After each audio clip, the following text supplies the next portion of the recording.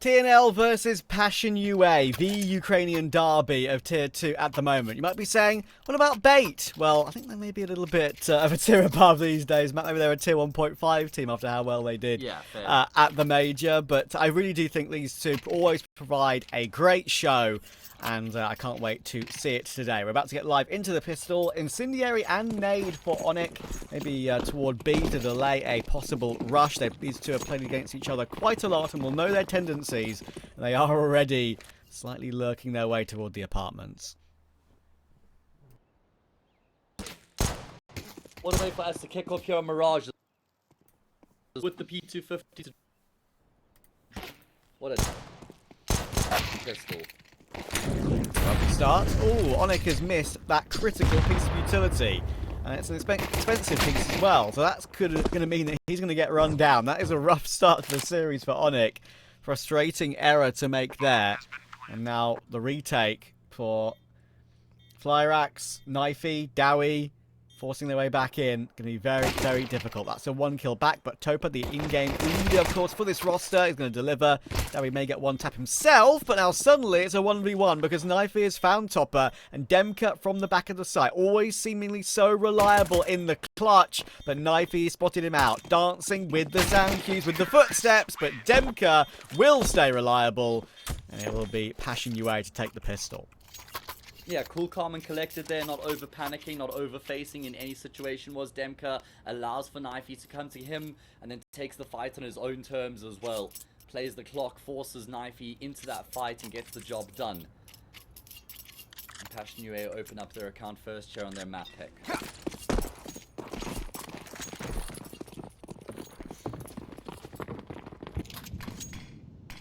Feels like both these teams played quite a lot of Counter-Strike towards the end of the last season.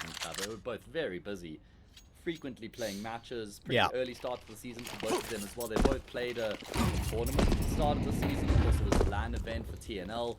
Passion UA played in the online tournament. I think it was the ESL Proving Grounds they were a part of. Lost to Iberian Seoul there in the semi-final. But the season well underway for both of these teams. Yeah, it's a good point, and you know, that kind of shows you that they've already played quite a lot recently. Even the player break wasn't that long; it's like borderline a month, right? Get eaten up by them. Oh, that's a bit more damage than they would have wanted. I'll get back to my point in a second. Jacopo and Demka will be fine here. There's no way they lose the round, but a little bit extra damage that is annoying for them. AKEV picked up on Ken as well. He's always capable of these crazy plays, even without Kevlar necessarily. And he's got 2 kills in this round. We're going to try and just lock Demka in here. The P250 of Knifey is creeping up, but Ken's got both! Ken's got both, but there's no time and no kit, obviously. Yeah. Still, though, all 5 kills on pretty much the full eco. TNL will love that. Having Passion UA lack discipline there, right? Because the first guy with the Mac 10 realizes that there's a big stack in towards ladder room. Warro on the boost decides to just hang around, and then the teammate who's supporting him thinks, well, I'll just fight them and kill them. But that lack of discipline actually costs them heavily. I mean, look at how light they're going to be here in utility coming into this next round. Topper's going to have to settle for I was going to say a Galil. Normally the IGL is happy to just sacrifice his firepower a little bit in prioritization of utility, but they've got 2 smokes and a flash coming into this round. This is a prime opportunity for TNL to kickstart their campaign, not just with this round, but the rounds that will follow afterwards. It's a great way to open up. Was Flyrax in mid-reload there? It seemed a little bit strange. I don't know what that was all about. Knifey will manage to get 1 toward ramp. 3v2 for Passion UA thanks to that, and unfortunately for Dawy, smoked off top con. No choice to try and get through in toward window with Onyx, and there is a rifle upgrade, but guess what, there's a lurk, and look at the damage that's just been done to both of them from the A site and from mid. Bora actually won't connect on that final shot toward Onyx, but when you've got 28 health between your 2 players, this one is not going to be possible. They're going to be falling back and trying to save. I totally understand, of course, TNL saving here because it's still got a bit of utility even on Dawy as well. If they were healthy, they would definitely go for it with the kit on Onyx, but Passion UA will be given a bit of a lifeline here, which is weird to say when they go up 3-0, but all that damage in the previous round does make it feel that way. Yeah, they barely had anything coming into this round, and I love the call coming through from Topper, considering the lack of what they have at their disposal, to keeping things simple and direct in towards the A-bomb side. Then Casmo unleashes towards mid. He gets a kill, sure he gets traded, but he draws the attention in towards middle, and then they just barrel themselves into A with numbers. Brute force approach, and I guess the prioritization of the AK is actually what makes the difference there. Giving that little bit of extra firepower meant they were able to win out their gunfights and kind of avoid being economically devastated. Absolutely. Yeah, I was also mentioning just like recent form as well. I mean, TNL, kind of no one knew about them. The only real thing they kind of played toward the like end of last year and beginning of this year was like some Elisa Online stuff, I believe. There were a few people, of course, heard of Ken and you know, Flyrax and Knifey have actually been around a little bit as well. I think Knifey too. Yeah. Knifey is the one that's kind of, I believe, was on like Betera for a little bit, if memory serves me correctly. On Iron Branch as well. That's the one. Yeah, that's a great call. And we first really saw them catch the eyes of people in that IEM Dallas qualifier early in the year, taking Falcons, which was obviously Falcons without Monazi at the time, but it was still Falcons with Nico. Falcons all the way to like a third map overtime. I had the pleasure of casting that game, and you and me both. Yeah, and I think I meant to say we. I'm sorry, I did mean to say we. That's okay. I'm sorry, Matthew. Please forgive That's okay, me. Trav. I just got to remind everybody I was there as well. I was there.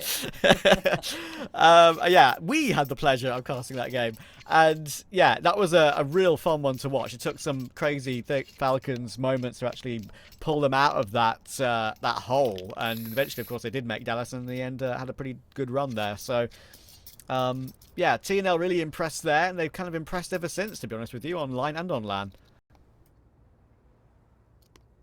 Both these teams have played quite a lot of Counter-Strike lately. I'm just checking the numbers. 184 maps played for Passion UA this year, 177 for TNL. So almost the exact same amount played throughout the year so far between these two teams. They've been busy.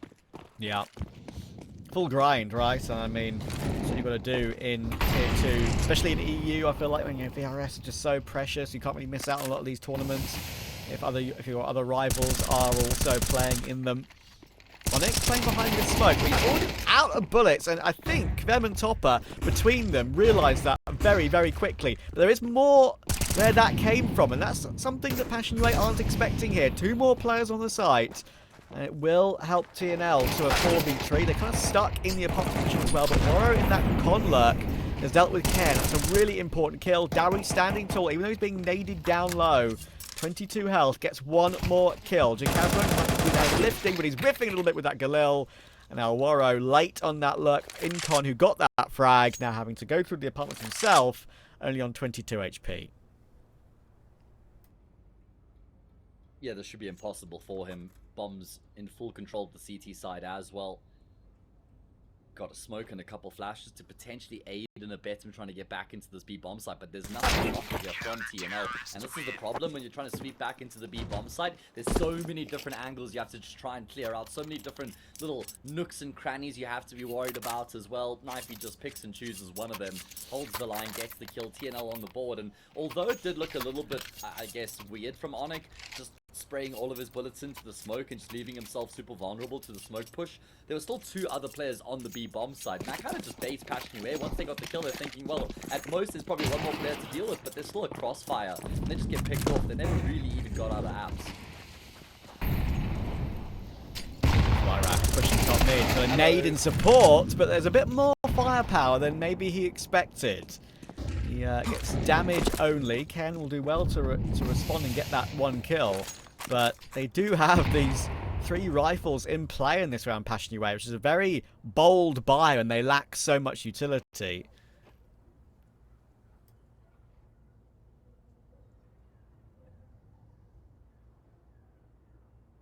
Let's see what TNL can do here.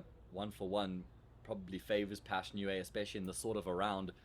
Dawy boosted up right now. Going to spot the head of the 1-player bottom con. He's not going to hang around for more either, at least not in the same position. He's still on catwalk right now, and that's going to cost him his life. They exchange headshots, but the AK comes out on top of the M4. I don't think he's been necessarily seen in his re-aggression here, especially with his smoke up. But Ken, it doesn't really matter because Ken's just doing all the work. So calm, so precise. This is why, like, he might not be one of the youngest players on the team at 22, but he's the one doing quite a lot of the heavy lifting recently. You rightly pointed out in our pre-game that, no, it's definitely a team effort on TNL. You don't get to this level you're at without a great team which is without pure great team play. But when you have players like Ken and Dawy, who right now are kind of just the two that people do talk about when you talk about TNL, adds an extra bit of firepower, and he's very aware of Topper creeping in. It's a quad kill for Ken, up to 9 frags already, and now the economy finally broken on Passion. And TNL are showing a tendency here to take the fight to Passion UA. We've seen a little bit of a, position being taken up in apartments, spraying the smoke. We've seen a player running in towards top mid, just looking to try and disrupt Passion UA in the early stages of these rounds so far. Strong consecutive rounds together means that they now play against the Eco. Barely any investment, just Topper with the Desert Eagle. Outside of that, it's the Glocks, and it should result in a leveled up scoreline.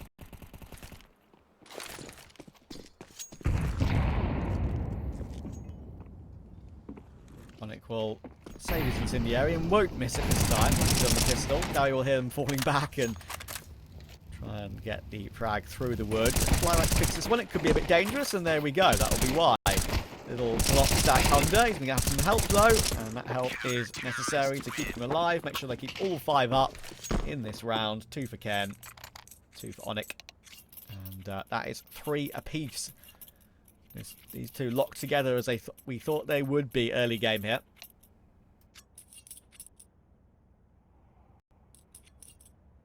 Yeah, TNL are playing fearless right now, even against the pistol, still just searching, still hunting, combining with each other to mop up the kills. They don't lose anybody in the process, and look at what that means for them financially. They're sitting really pretty right now. They're not going to have an AWP coming into this round. I guess that meant that, well, would have meant Flyrax would have had to drop an M4 and probably just prioritizing his economy. There's not going to be an AWP on the T side either. But this AWP battle between Waro and Flyrax it could be series defining. It's certainly going to be a big point of contention in this matchup. It's one of the things I was definitely looking forward to going into this one. I agree. I mean, I think Flyrax is maybe one of the players that can, no pun intended, fly under the radar a little bit on the team. Yeah, I think how Waro goes up against him will be interesting. A lot of people, when we saw this Passion UA roster get put together, you would think to yourself, okay, Waro used to be an AWP in-game leader. Surely he's in-game leading again, but no, currently it is Topper, with Waro maybe being a bit of a secondary voice. People were thinking how long Topper maybe would have on the team, considering Waro was now when Waro was re-added, I suppose I should say, considering his history of being a leader. But yeah, he never really struck me as a guy I would always want to be a full-time IGL. I think he has a good mind for the game, but I'm not entirely sure about him either. I think that Topper's really got it though. I did a short interview with him, and I really like the way he looks at the game, the way he spoke about the team, the composition of players, the future they were building in towards. So yeah. I like the dynamic of Waro as a second voice. Passion UA have been able to get themselves a bit of a foothold into middle. I say a bit of a foothold. They've actually got all 4 players. They're going to boost one up into snipers. Waro fade away. He's going to try and Davy's dropping the nade, but Davy gets the gun out in time. There's a trade elsewhere though to keep the numbers level. Swing, great angle, could be a lineup of 3. It's only 1, and Kavem has just swung Flyrax out of the round. That's pretty crazy. 5 health, 2 spare, and an immediate plant on toward A. It's Onic, the in-game leader, looking to clutch, but there's still a look directly underneath him, and surely you don't predict that. You surely think that with all the damage done to Kavem, with the information that's been given to you by your teammates, surely, they think he needs help on site, and they're going to play it together, rather than have one lurking under still. And that's what catches him out. Good kill from Topper, good positioning, good unpredictable positioning. And I'll give Passion UA their lead again. Yeah, Kfem is just the hero of that round, man. I mean, the first kill was good to get the trade, but on low health, just swings through connector and gets the frag on the jungle player as well. That's the key kill that really goes a massive way in unlocking the round there for Passion UA. And then they just realize, oh, it's Onic left alive, the anchor. We can just run onto A here. Guarantee a plant at that point. We will see an AWP here. Flyrax in the right place, right time, lands the shot, draws first blood. Yeah, I often see many just straight up dry picks from stairs, usually flashed, smoked, volleyed off that angle, chance for him to deliver and trying to do more from that bench angle as well. Knifey will get off the bricks under Bout because he's being peppered by Util, having to go up and down the ladder. It's so awkward for him. His timing is okay on the peak, but it's only 50 health of damage towards Kavem. HE is going to be a little bit in no man's land from Onic. To be able to get away with that one, and Jacasmo has reacted to that push through from Dawy. That's pretty ridiculous. Ken looking now to respond. Gets one to 100 HP. Onyx stuck behind Ticket with that, or gets one more, and suddenly, out of absolutely nowhere, Demka is last alive, stuck in Palace. And TNL, they didn't even allow Passion UA to get that bomb planted. So much pressure there from TNL, just completely collapsing on that A bomb site, right? Coming through from jungle, connector, CT, wave after wave, relentlessly. Never giving Passion UA a moment to kind of settle on the site after they'd gotten some kills. Even Flyrax with the Yorp there on bench was constantly just trying to apply as much pressure as possible. Good work there from TNL not to lose control. And no one's really been able to build up a proper bank in the entire game yet. Maybe this is the chance for TNL. They've had pretty much a bye in a lot of the rounds, but Passion UA back down to the Eagles and Glocks again. Flyrax immediately, I think, pretty sure dinked by one of the Deagles through the wall, putting him on notice at 15 HP.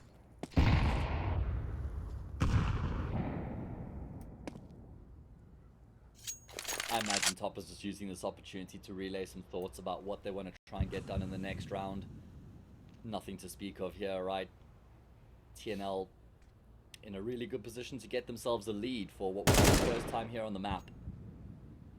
They're a bonus map pick as well, and with us going to Train next round, it feels like this is probably a must-win map for Passion. I mean, it's not like Train is a disaster for them. They don't lose it like... They're always kind of in the contest. It's not like I said a huge punishment against them, but they very rarely actually get across the line on Train. Playing against a team who are Train enjoyers, so I feel like with that in mind, it's actually really important that Passion UA win here on their pick of Mirage. Yeah, it's a good point, and you know, funnily enough, it's got kind of gone against that thought process in one of those last games they played against each other, of course, on it. TNL beat them on Train in CCT, but before that, in the actual important game, I feel like it's justified saying, in that grand final of Galaxy Battle, the final map decider was Train. Passion UA won it 13-6, so sure, 2 or 3 months ago now, it is a bit... the Counter-Strike scene moves quickly, and you forget about that sort of thing pretty quickly, but... it's also map 5, like 0-5-5, right? So yeah. It doesn't really matter what the map is. That's the situation, I think. Look at this from Jacasmo activating in towards the B bomb site, forcing the issue there when his teammates are taking fights in towards lowers, and it's going to be a while before he gets any support. In fact, they may even decide to just try and abandon good old Jacasmo and leave him here by himself, leave him to his own devices, and see if he can find any further impact to keep the focus on B. Just managed to jiggle tap Ken, but only one bullet in the shoulder. If that was a headshot, that would have been crazy. It's very close. And yeah, leaving him here is tough, because you can just get shot underneath the van if you are Jacasmo. They've got an HE on Dawy, not really the player close to remove him, but in the end he does feel like he needs to swing. And he hasn't really sold as much of a B-site player as maybe he would have wanted. Sure, A-site's somewhat open, but the bomb's nowhere near yet, and they are rotating back. They've got a con player in Dawy still waiting to deliver, and now they're going to have help from Ken in toward window as well. It should be able to get a plant here, Passion UA. They've got a couple of flashes to keep TNL at bay, but still in this disadvantage. Now Topper wallbanged a little bit down to 42. Dawy's crept through, but not seen until right then, and that is maybe a little bit of inexperience. Ken probably shouldn't have gone straight in after that, knowing where Demka was. Demka will take those 2 kills every single day of the week. Knifey stuck side. Demka sees him as well. Plenty of damage, but not the frag. Back into a 2v2. Chance for the recovery. Yeah, but Chance now certainly thinned up by Waro as he holds down the line and takes down his opposite number. Knifey now left alone in the clutch with an AK and a kit at his disposal, but he's never expected to towards Sandwich. Topper will get the back of Knifey offered up to him, and he's not going to waste that opportunity. A good round there from Passion UA, because it looks really solid having Jacasmo in towards B, but his teammates are so far away that they can't actually join up with him. So they indeed do leave him as that fake element, and like you say, he doesn't draw the entire focus away from TNL, but what he does do is he draws everybody at least off of that A bomb site. So Passion UA able to get onto A uncontested, and then it's down to Demka's heroics. It's kind of unfortunate there for Dawy, right? Because if he comes out of connector through the smoke and he just glances in towards jungle, he probably gets the kill on Demka, and who knows what happens from there. But that was certainly a big moment in the round. Yeah, that was all Demka really, and I think Ken and Dawy will be looking back at that moment and saying to themselves, okay, we could have waited. That probably gives us a better chance at actually winning that round. And Ken definitely, I think, could have waited, that's for sure. Because Dawy actually had a Honestly, I think Dawy actually had a pretty good position and good timing on that push of the smoke. Just got unlucky that he didn't check his jungle as quick as he maybe wanted to. Anyway, round 11. We're pushing down toward the bottom of mid here with Topper. We've got actually a bit of a more aggressive mid. I wouldn't say hold, because they're not really holding it properly, but they are just around the site of short, around the site of bottom con. They've got 2 players on this short area looking to hold when we play off each other's contact. Gun Barrel will betray Dawy, though. That's unfortunate. As he looks to the right, Kvem will deal with him easily. Ken taken by Topper. Suddenly, Flyrax kill everyone. Onyx probably one of his own as well. That's not going to happen. And he won't even be allowed to get one with that up. Very, very clean round here for Passion UA. They're going to confirm at least a tie on the half. Yeah, it's one of the rounds where just everything goes according to plan, right? The way that they move their way up middle, get their player on catwalk, such an advanced position, able to just activate and catch Dawy off guard there. And then I like the little small detail from Passion UA to just drop their own smoke in apartments to cover the window cross, just recognizing there's a really good chance there could be an AWP posted up. It's not ideal because it means you also kind of have to push through a bit of a smoke to get on the other side to try and get into B, but just negating that AWP on the cross was also an important detail.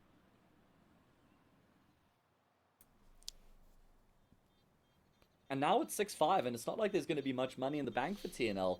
It's been a real tussle in this half so far, so if Passion UA can end this first half 7-5, they'll feel really good about that, I reckon. Terrorists win. Ooh, Knifey will just keep the M4 up. Pretty critical save as well. It's the only rifle they're actually going to have in this final round of the half.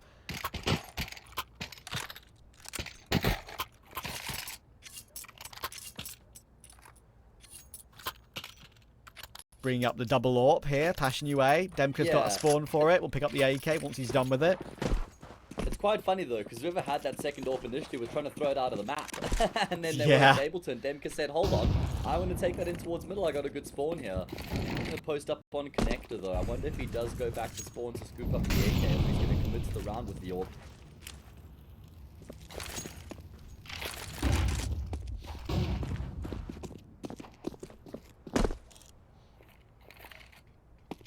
Yeah, surprised he's stuck with it actually. You know, Yeah. I thought he would go for that contact and we go all the way back and then pick it up. Of course, it's easy to go back and pick it up late round. Got plenty of time to do so, but we'll see. He might still. I don't think you want to carry the double AWP into the later stages of the round because it can become a bit of a handicap when you're trying to get into the bomb site itself. And there we go. He will indeed dispatch of it. Scoop up the AK. Where do they go from here? They've done pretty well to actually get Kvem into connector. Completely undetected. TNL, they're rolling the dice with the lean in towards the Oh my word. Allison, that's going to catch Chakasmo. Ken at range turns that MP9 into a laser beam. Oh, God. 16 and 6 in the half. That MP9 double headshot just destroys Chakasmo. But they are walking in toward B here, Passion UA. There's not really much time left to go toward A, so it's definitely going to be a committal. And they're going in to 3 players. 5-7 removed. Make that 2 players. And Kvem taking Ken as well is huge. But still, there being 2 on the side could change things. Knifey with 1, but only 1. And Topper's going to remove all the risk. The MP9 could still do something here on Flyrax because there's 16 seconds in this round. Bomb still not planted. He's still just slowly moving his way around the site. Might hear the market rotation. There is one knows about the market rotation, and if he hit that headshot with the USP, who knows where that round could have gone. But it's Passion UA to edge the first half of this Ukrainian derby 7-5.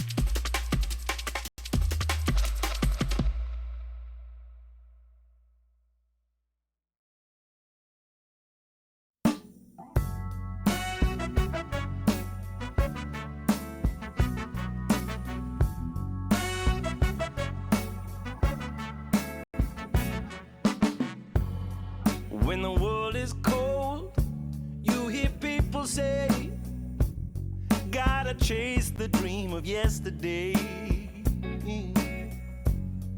But the stories told, the golden memories, ain't a truth but just a fallacy. But there's hustlers, stealers, liars out on this road, and they'll feed the fire and watch it all explode.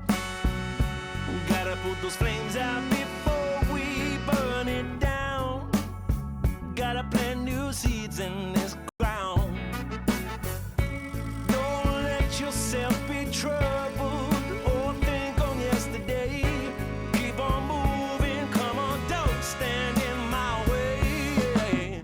Some people wanna pull you under.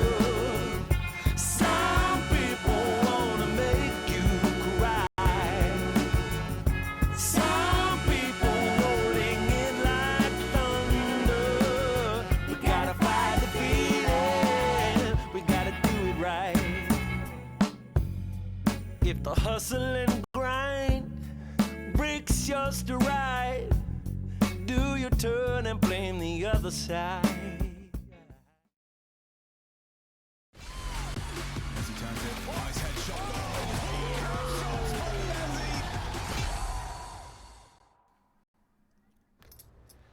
This Ukrainian derby is delivering as we expected. Very tight first half. Passion UA taking it 7-5.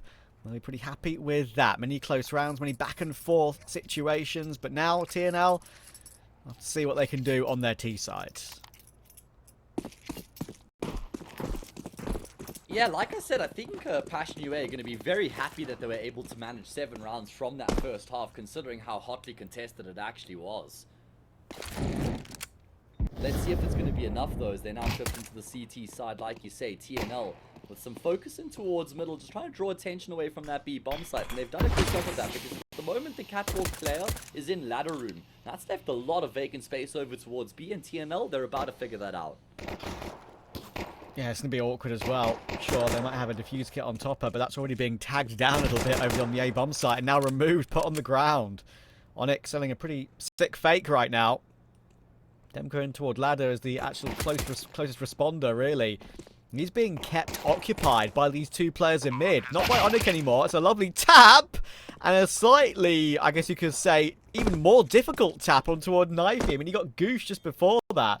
14 HP, but both kills. Suddenly, this retake could be back on. Kvem did pick up that defuse kit from Topper on the A-bomb site, and he's managed to find Ken as well. It's all down to Flyrats out of nowhere. He's been swung by Jacasmo. What a recovery that was from Passion UA, and they've got Demka to thank for quite a lot of it.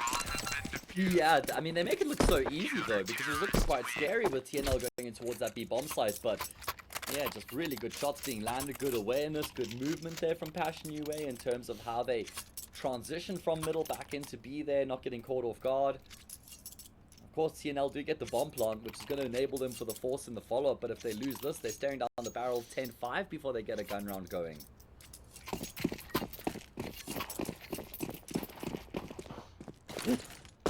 Yeah, that gap can widen very quickly at this stage of the game if they don't convert rounds like this. Of course, plenty of utility available, just the weaponry slightly frustrating. Jacasmo will be a little bit annoyed on a round like this that he's been mollied at a sandwich, but he has, and he's going to get run down. Easy entry for Knifey with the combination of the flashes and everything that TNL are putting into practice here. Nade to break that smoke. Demka's done a lot of damage with Kvem, and eventually will take one back, but with Knifey finding Topper, they really...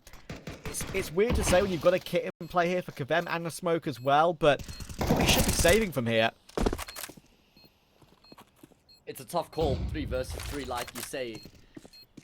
Difficult decision to make. They're going to be smoking off Palace once again. There's still have another smoke grenade to work with. Demka's doing a lot of damage right now. He's not going to expect the advanced position here from Ken. He's gone searching with the Deagle. He's now the last man left alive, and he's looking to try and hold it down. Warrior coming through from CT goes for the wallbang, but doesn't connect, and that's going to be enough for him to call it a day. Ken has saved the day for TNL with this Deagle. And he's even been able to deal with Warrow on the exit as well. He was dying to the bomb either way. And Ken delivers. That's all Ken there at the end. They had a kit still available on Passion UA. That one was still on. Getting that one kill to make it a 1v1 secured it. And I said Passion UA should go for a save. Usually I'm anti the boring option. I'm glad they went for it because it made the round exciting. And I think, honestly, they got close enough to make it completely valid to go for it as well. But Yeah, TNL did recover. And, yeah, 8-6 now the score. They have the chance to break that Passion UA money right here, right now. And they should. Knifey's hurting. Just backpedaling, trying to put as much distance between himself and that pistol as possible. And he will get out of dodge. He's got support here with the Mac 10, though. This round actually lives and dies with the Palace fight, I feel. Whoever wins this out probably has a really good chance. In the meantime, though, Ken draws blood over at ramp. Big setup on the say bomb site here from Passion UA. They had the entire team to start here from the beginning. Yeah, a really calm approach from TNL. One of the things I wouldn't say is like a way to describe TNL would be calm. I do feel like they play pretty aggressive and on the edge pretty often, but you know, they're growing as a team, learning as a team. They've got experience, voices behind them in JR, of course Kane even being the CEO. I'm sure he hasn't been doing much of the coaching really, he's the organisation itself, but it's just a great name to have behind you.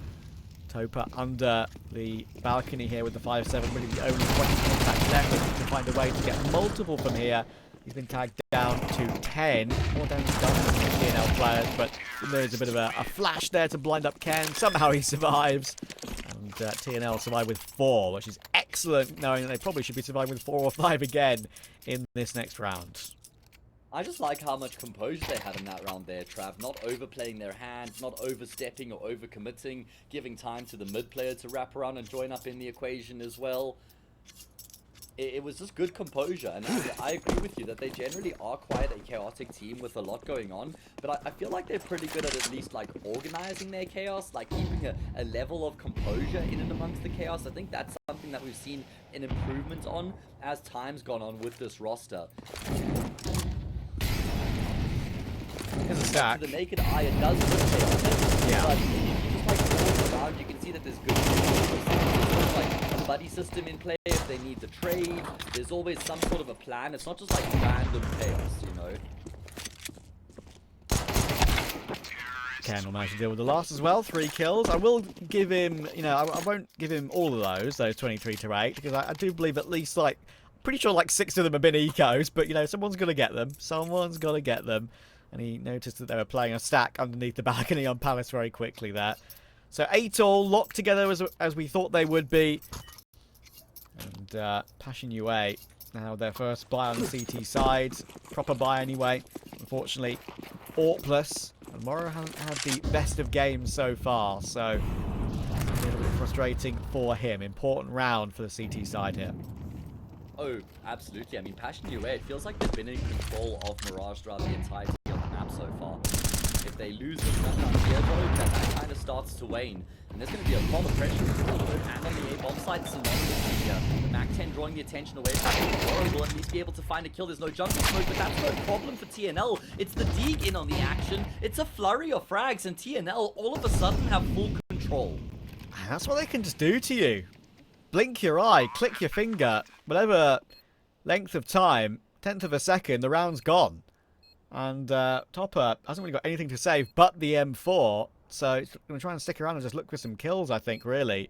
Knifey close, he's going to look away at the worst possible time. Can you believe it? Things are not going the Passion UA way at the moment. And TNL have a chance to reach double digits first off of a pure firepower push. And now Passion UA have got a big problem on their hands. I mean, they won the pistol to start off the second half, then lost to the Force. Couldn't win their own Force. Couldn't win the gun round. And now they're behind by a round, and it should be 2. With that in mind, money looking really good for the B side at this point. Starting to get a bit concerned for Passion UA now, Trav. Shot from Fem. And he finds one with the Deagle. Now he's lining up more to create a gap in that window smoke, but something to work with here. And in these sort of games, right, it pretty much feels like it needs to happen in a lot of games of Counter-Strike these days. you kind of need to win on one of your ecos.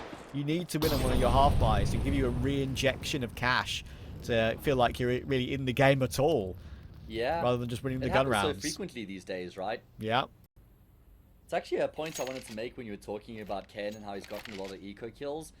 It's obviously a consensus that's been carried throughout the ages of Counter-Strike that anti-eco kills just aren't obviously that valuable, aren't that impactful, and sometimes inflate the player's stats. But I think in the modern era of Counter-Strike, anti-eco kills are actually like really important these days and shouldn't just be kind of stopped at as much as we do. I agree, actually. I think it's very valid. Knifey's done a really good job there, not just stopping Topa, but stopping Fem as well. And Dawy will manage to entry Waro comfortably. So they've solved the issue. And those are essentially anti-eco kills that he's just gotten there. You know, those two frags on the players in ladder room, those are really important kills in the grand scheme of things. So, yeah, maybe we got to reassess that as a community a little bit. Yeah, I completely agree. Like, if you see a player getting ecos, oh, eco Cobra, haha, you can't kill against rifles, but it's damn important. Someone's going to get them, otherwise you lose the round. Simple as that. Demka will manage to find Knife in. That's pretty handy, because it should give them access to an AK, and there we go. Demka will grab it and look to try and get out of there.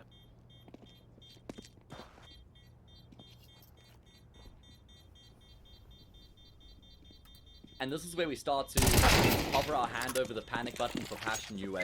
If they lose this next gun round, we're going to tap that button up. Venturing, looking for the gun, is going to cost him his life. Jacasmo should go down as well, no. Saved by the bell.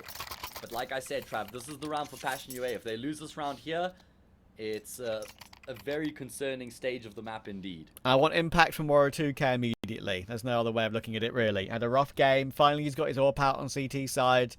We need to see what he is capable of and what we know he's capable of. Has to be here and now. The right time for attack as well. Makes sense, right? Bring TC into the conversation. I mean, I think a lot of people had the same question I did. What if we got TC, a guy who speaks English, coaching a Ukrainian team?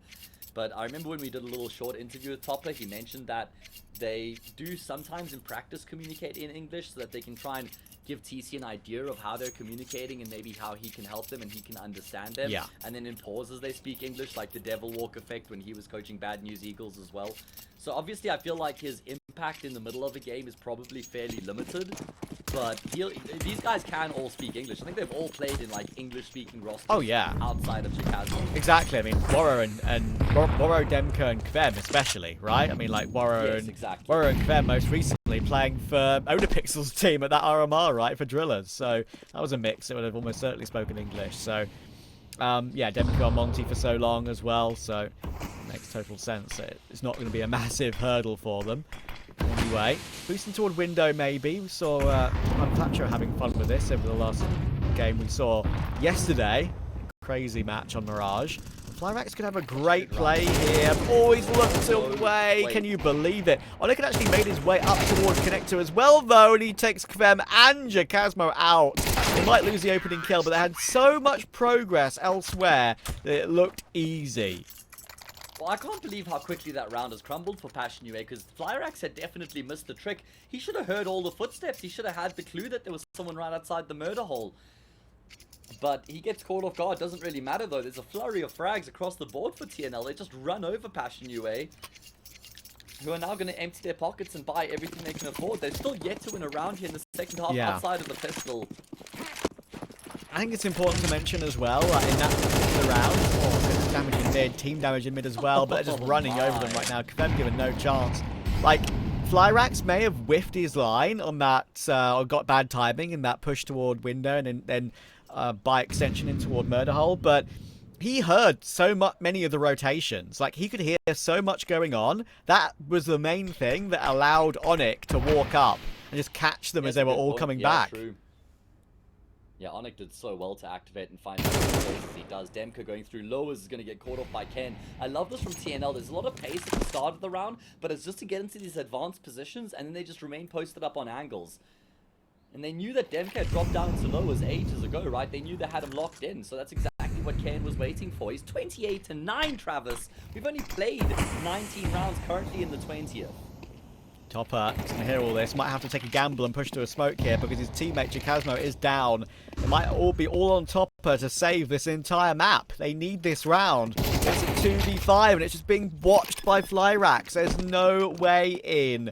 And Warrior 2K, if he tries going anywhere near this, he's also going to be a dead man. A headshot by Flyrax. He should have been out of there looking to save. I know he would have been hunted because look at that TNL money. We've got quintuple digits on 4 players. They are running over Passion UA right now. Yeah, they're sitting so pretty, and that's a really good analogy or euphemism, just running over them, because they are playing on the front foot at the start of every single round, straight into middle. Pressure on Passion UA from the word go. And it's a broken bye here to try and save the day. This has been a hot streak from TNL, Trav. 7 in a row. From being down 8-5, they haven't looked back. And again, look at the charge forward. No hesitation. No nervousness, really, it feels like, at all. Waro owned. Onic deals with Demka. And it's all falling into the TNL hands right now. And with Train coming up next, like we've been talking about, that could really be a great opportunity for TNL to put Passion UA in that lower bracket at the first time of asking. Thankfully for Passion UA, we have reached that second stage of this qualifier, where they will have a lower bracket to play with. There's some tough teams to face down there, that's for certain. We've got OG, Namiga, Xnobi Jr., Paravision, Sashi, Fnatic, all involved in this qualifier.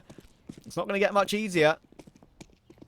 Oh no, there's no easy games at all. There's no let-offs, there's no reprieve. Certainly no let-off here on Mirage from TNL. All over Passion UA like a rash. What a dominant display coming through on their T side.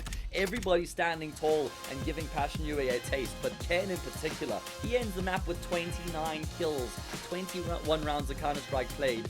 Those are behemoth numbers. Well, we bigged up Ken, and we've current form are just the teams which I think have a great chance. I'd probably say, you know, Namiga or OG, TNL, and maybe at a push. No, if Paravision can find a way to play well with this new roster, I always think they're dangerous, but their form is not too great right now. So probably Fnatic, probably TNL, probably one of Namiga or OG for me are the 4 that I think are the top 4 contenders. I think that makes the most sense. As we now zero in our focus back in on this Passion UA versus TNL matchup. TNL currently leading the series 1-0 after having won on their opponent's map. Means Passion UA at least get to choose which side of the map they start on here, and they have to get the job done on Trains to see the light of day on Dust2 to try and keep themselves in this upper bracket. Well, let's go. It's Train. TNL, a happy hunting ground for them. Historically, they've been very solid on this map. We've seen them play it quite a number of times as well. A couple more times at Passion UA, and they've got a much better record recently. Chikazmo will try and do something special with the dualies to start, and he does hit 2 heads, but the response from Dawy is impressive.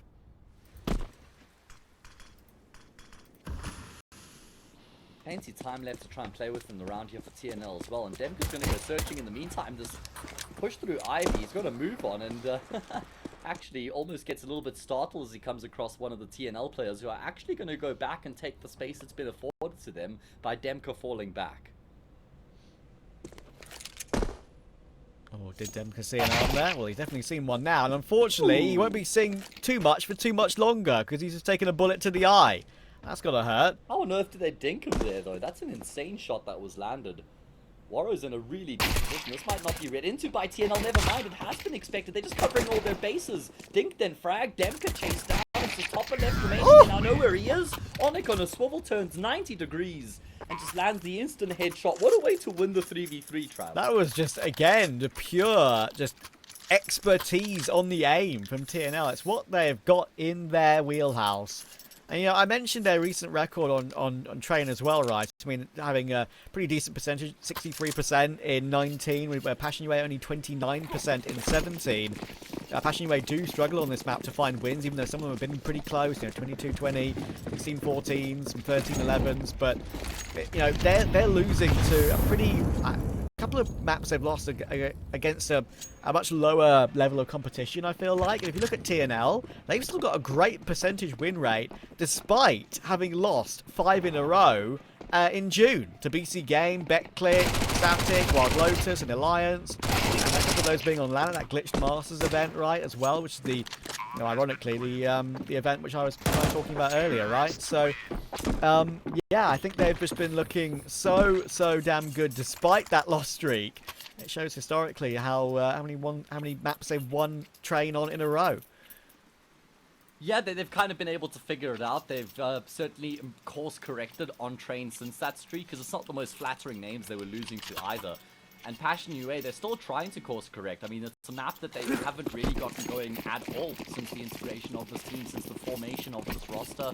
It was looking decent at one point, but it's kind of tapered off a little bit. It's gone the opposite way. There's glaring losses to Ecstatic and Alliance, 13-4, 13-3. Doesn't look great either way. Shifting our focus back into this game here. Good start for TNL. And they've got a bonus round here. Mac 10 in the mix, a couple Galils as well. And it looks like they're going to keep things fairly direct as they group up outside of the B-bomb site. Casmo put in a relatively tough position, being kind of the main player from Clouds to have to deliver with the Worro rotation down into connector. It's always a tough angle playing from Cloud in the modern version of training, because you've got a very tight angle of your vision in toward the ramp, as you can see here. Very rare you actually get a kill on that angle. Usually you have to wait until they go up the sidewalk. But I think you're right. I think TNL are still happy to sit and prepare. Plenty of time just to play it patiently. Onyx waiting in pop if one of these CTs goes hunting. That's exactly what's happening to them against the Mac 10. It's very awkward. And 96 damage is done. Pretty fortunate to get away with that one in Feb. At least Worro will be able to deal with Cairn cleanly. Yeah, holds down the line. Nicely tapping away. Does do a lot of damage onto Knifey. Dem kill will be at least finish off that frag. And it's easy taking that range with Passion UA. Flyrax left remaining, looking to try and inflict a little bit of extra damage, but it's not going to happen. Passion UA on the board, and that's a largely predicated off of Kvem getting that kill and pop, because if he dies to the Mac 10, at that point, Passion UA don't really have any idea of what's going on. Yeah, it's a good point. I mean, you can assume there's maybe 2 or 3 waiting in brown halls, but like, if you die to that Mac 10, then that Mac 10 still retains presence with a picked up M4 in pop, and they could easily just walk through brown halls back down into pop and come out A very quickly. So precisely, yeah. Yeah, I think that's one of the main factors of the round, without a shadow of a doubt. You're absolutely right on that one. The spawn smoke there from Jacasmo. Keep an eye on that lineup for those of you at home if you want to use that to get control of A early round. Interestingly, Flyrax putting down that Molotov early there to try and just hold a sightline through the fire and flames, preventing against a push as well.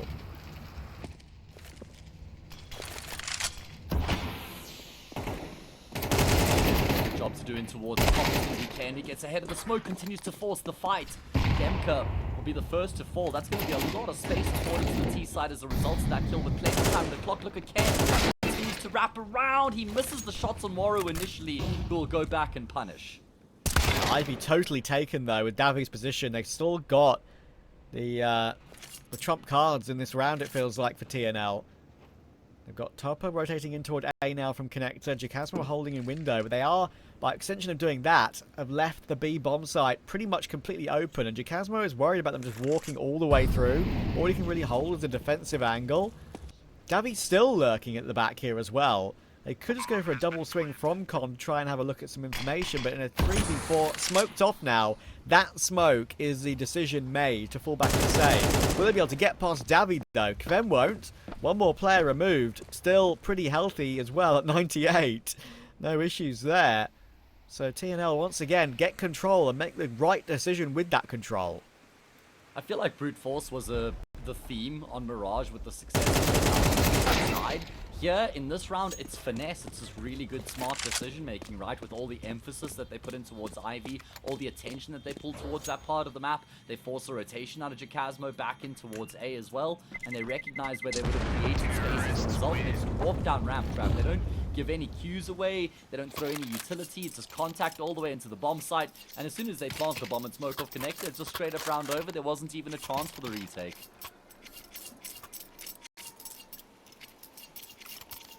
Yeah, they were tempted to give it a look, weren't they? They had 2 players there that could have double swung. I believe it was Topper and Jacasmo, who could have just double swung through Con to maybe look for one, if not a trade, to some pressure on that after plant, but as soon as the smoke came in, it's the only decision you can truly make. Fall back. Then searching in case there's a quick push out into the outer bomb site for Ken or any TNL player. But he'll see that it's clear for now. TNL is some changing things up. They are going to go for a proper 8-site play. Again, really not that slow about it. Flashes are coming over. Smokes are coming over. There's a re-incendiary in toward Pop. And that smoke is going to be really important to hold them at bay for a little bit. For TNL, it's fine because they've got more utility where that came from. This is all by design for TNL. Utility from the T side at the moment by throwing a flash over the top, still keeping a lot in reserve, like you say. And then they can go for that double pump. They can go for that second wave. Onyx has also drawn some attention. Ivy's going to get completely blinded up by the flash. Nice peek coming through from Kvem there. Guarantees first blood. And that does kind of thin out the options now for TNL. Make their way through A main. Make their way through Pop, but they're getting shut down at range. Yeah, and picked off one by one as well. With a little bit more of a disconnected one for TNL. I agree with you, like the start was a good idea, good plan, but it was Passion UA who were proactive with their flashing toward Ivy, look for the lurk, take the kill, and then just double swing in toward main. Have plenty of presence there, plenty of long range A1S bursts. And it took it pretty comfortably. And the buy's not amazing. It's not perfect for TNL in this following round. Far from it, yeah. Upgraded pistols, the bills, and Ken trying to get himself out of this yard very early on in the round, and he actually has been able to. Topper might not expect it. He does indeed. Ken worried about the smoke push through Sandwich and the wraparound red train, so he's kind of looking between both of them, and he gets caught off guard. Really important kill coming through from the IGL there. Horror already on a flank all the way round with Demka, by the way. No one's predicting this is going to be happening so soon. And now because they're both here, they can just split up. They can put one on the flank toward T-Main. They can put one on the flank toward Brown Halls. And now Demka's got that kill from there. There's no way you expect Waro here. Do you think there's only one flanker? And Waro has got himself his one kill as well. 3M4 for Knifey, but Passion UA have got full control in a 4v2. Yeah, this should be impossible. Absolutely impossible for TNL to try and get back into the round from here in the 2 versus 4. Got a little bit of utility to work with, but Passion UA, 2 players on the B-bomb side. They wrap around back through A main coverage. Casmo just tickles the feet. Yeah, it's good play here from Casmo. He's not getting the kill, might just go down, but like he's done the right thing there. Hold the angle, hold the wider angle, get some damage done. Get a nade, hold them at bay. Taking a little bit of damage here, but Knifey 5 HP. It's 1 bullet that's needed. Awkward angles, of course, playing from the con train to deal with the player on the back of the site. But when you've got a flank, there's no issue, really. It's going to be hard to connect those headshots on those headshot angles, but it's fine. And now with that buy being removed by Passion UA, TNL are full eco, and Passion UA have a handle hold of this CT side. Yeah, good to see that they've been able to pitch up here on the defensive half compared to what had happened on Mirage. They're alive and well. The campaign is underway. They should be able to win this round easily and then get themselves a lead. Start to build some confidence here on train. Look at TNL stats on this map historically. I mean, obviously, unsurprisingly, never mind, they favor the CT side, but they've actually got a 54% win rate on their T side, a 51% win rate on their T side, so they really tend to slightly favor the T side in this map, going against the grain in that regard.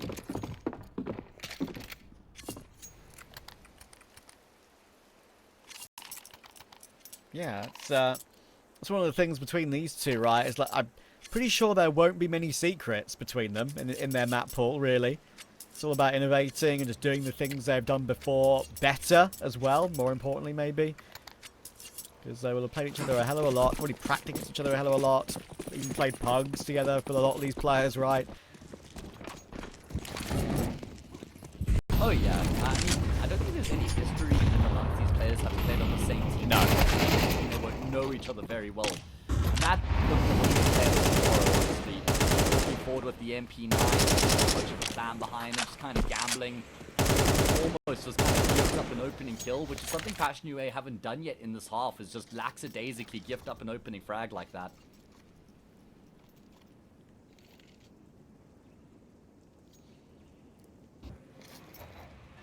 So that comes back to hurt them in round 8.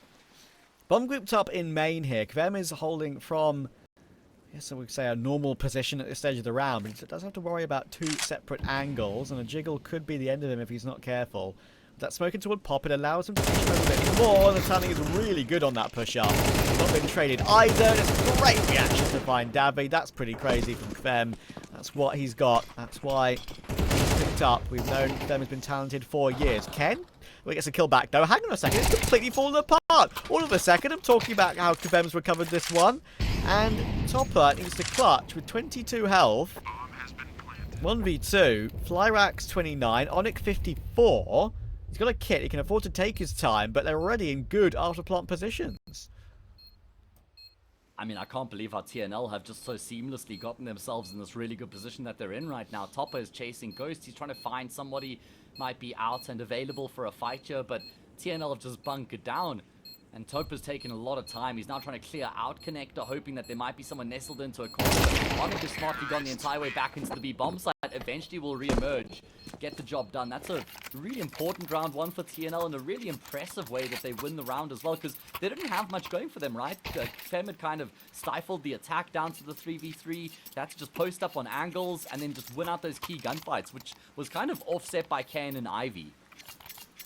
Yeah, I think that's incredibly impressive recovery. It looked like that was very difficult, considering after Kvem got those 2. Sure, they got the opening pick of the round, right? I mean, like, they already had an advantage, but for Kvem to recover it like that and for them to cancel it all out straight away. Topper's cleared Ken out of this position once already. He tries to do the same again, but Ken is better on this occasion, and Kvem is once again trying to do everything he can to keep control of that yard. Demka rushing his way all the way through Ivy, trying to help out, doesn't work out. Warrow will get one more though. That's very handy to recover it into a 2v2. But still full util on Dawy here. Playing around the smoke. Oh my word. Making a lot of noise. Davy's watching it and has phased through the corner of it at the perfect time. They've now got a free open B bomb site, and Warrow needs a very difficult clutch with the AWP. Yeah, it's such a tall order. I mean, there's some money in the bank. They get, what, $1,900 if they lose this round, so he might be inclined to feel this one out, knowing that he can get one again in the next round as well. Oh, Dawy down right now. Kind of cleared by Warrow, who will hit the instant shot there. And now it's Onyx in towards heaven. Warrow has an incendiary here trapped, but it doesn't matter. Onyx takes the fights on his terms. Good work from Onyx not to just bunker down and play a bit of a coward approach there. You know, just try and wait for Warrow to get on the bomb. He takes the fights on his terms and gets the job done. Yeah, I agree, because like so many people will say to you in that situation, just hide until he taps the bomb. Like, you can hide, play time, that's the way to do it. That's like the textbook way of doing it. But also, there's another argument of, if you hear them moving around, jumping around, peeking at such an unexpected time there, when they think you're bunkered down, could just guarantee you a very free headshot rather than any risk being taken by utility or getting played by a fake or something on the DQs. So, Onyx commits to that, and it works perfectly. And now Passion UA have had to go all in on the investment, and was looking really good for them at one point. What, 4-3 was the scoreline? They won 4 rounds in a row. Now they're on the back foot. If they lose this, 6-4, no money, becomes 7-4.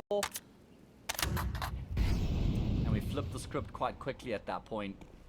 Not like TNL have been able to build up too much money in their rounds they've won here either. So the game kind of on a knife's edge here in the 10th.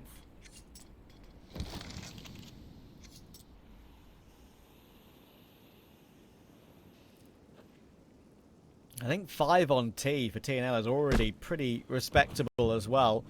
Could be a lot more than that too. Bev has been pretty god tier toward outside. Put on the angle. Should find the 1 kill, but Ken, goodness me, how has he won that one with a Mac 10? Making himself as hard to hit as possible. So frustrating for Topper not to get at least that 1 kill.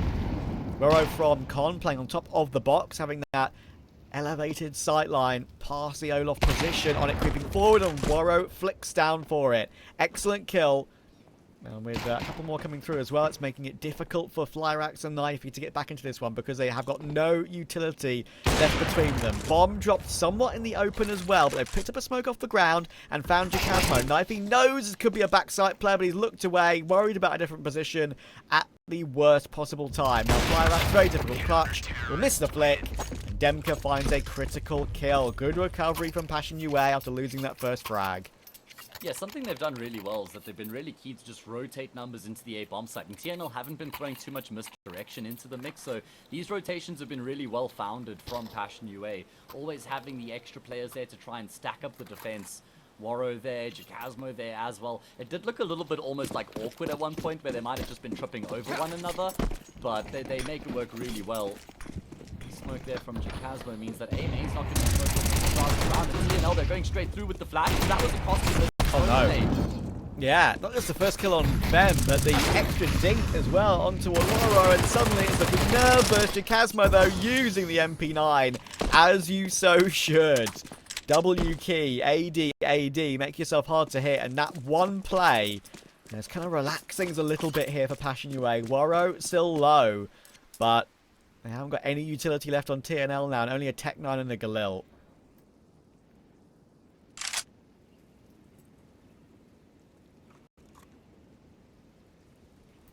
And the AK. That's something. Yeah, and he's also been able to extend himself quite far forward here undetected. Demka with the AWP doesn't really have any idea of what's going on this A bomb site. He can't that cost him his life. Knifey That's it. to catch Jacasmo, he does. Okay, immense amount of space created as a result. Bomb plant found, and it's the double AWP to have to retake, and they're both low. Yeah, it couldn't be worse for Passion UA. It's like the ultimate nightmare. Retaking with this sort of a purchase, this sort of a situation. Demka even looks at somewhat the right position there, but Flyrax always has the ball in his court. He's going to hit the line as well. Or a 2K. 18 HP. Has to save. Has to fall back. And TNL are going to guarantee at least a tie on the half. That was all Knifey there. Great round from him. 2v3, found the AK. Wandered forward into the A site with that space, as you rightly said, was given to him. Taking the dueling connector. I'm sure he finishes that one off. And that was the one really well-running player that was somewhat healthy. And that one frag was enough to turn the tide completely.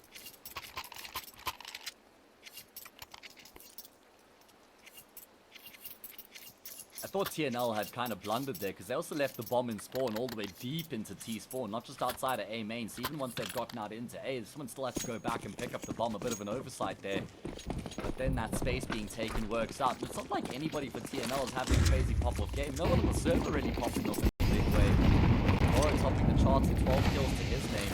And a great chance for TNL to get 75. Oh. Like Jacasmo combines the MP9 with the AK and mops them up as they come down the stairs. Absolutely tasty! But Demka's over peak. Topper surely gets this frag though. Where's Ken? Where's Ken? He's next to you! What a wild round to end the half. Quad kill for Ken. There's no right for TNL to win that one. And now Passion UA have a lot to think about in this halftime break. See you in a minute.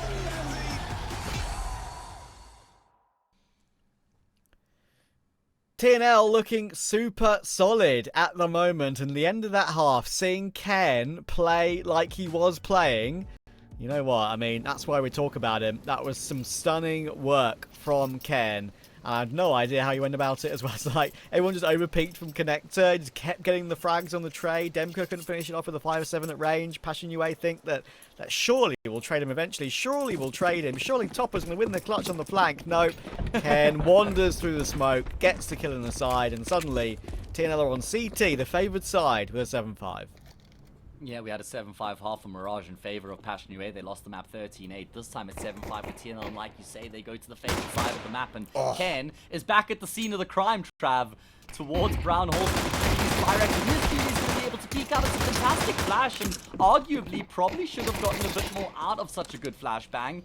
Really important gunfight between Onyx here over at Ivy and Demka. In the meantime, Fem has gone down. They still maintain these forward positions. It's just Demka left. Onyx is dealing with them, but now it's an inconsequential fight because Demka's the only one left. Wow.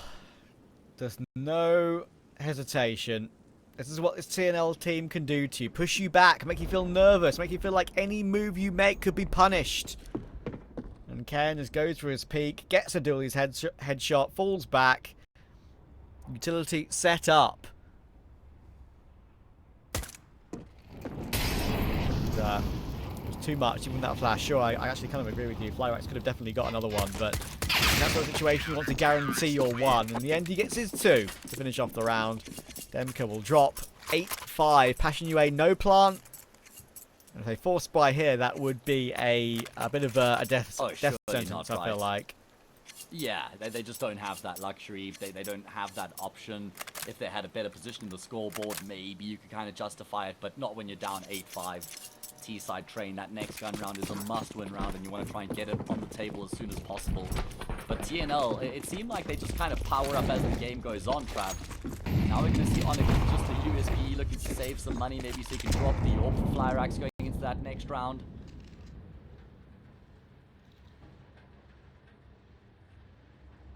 They're just 5 rounds away now, Trav. 5 rounds is all TNL required to win the series 2-0. Close. Might be about to farm a little bit. Help from Dawy on the flank as well with a rifler in support too. That's just how you play those sort of rounds, right? I mean, you can have a setup like that in a gun round, sure, but you can just suffocate a T-side when you play it like that. You feel like you've got no room to maneuver, even when you have guns. We'll see if they have something similar in this round, and they've got the MP9 in play still with Onyx and Knifey against the rifles. They want to get up in their faces again. You'd assume so. We'll see.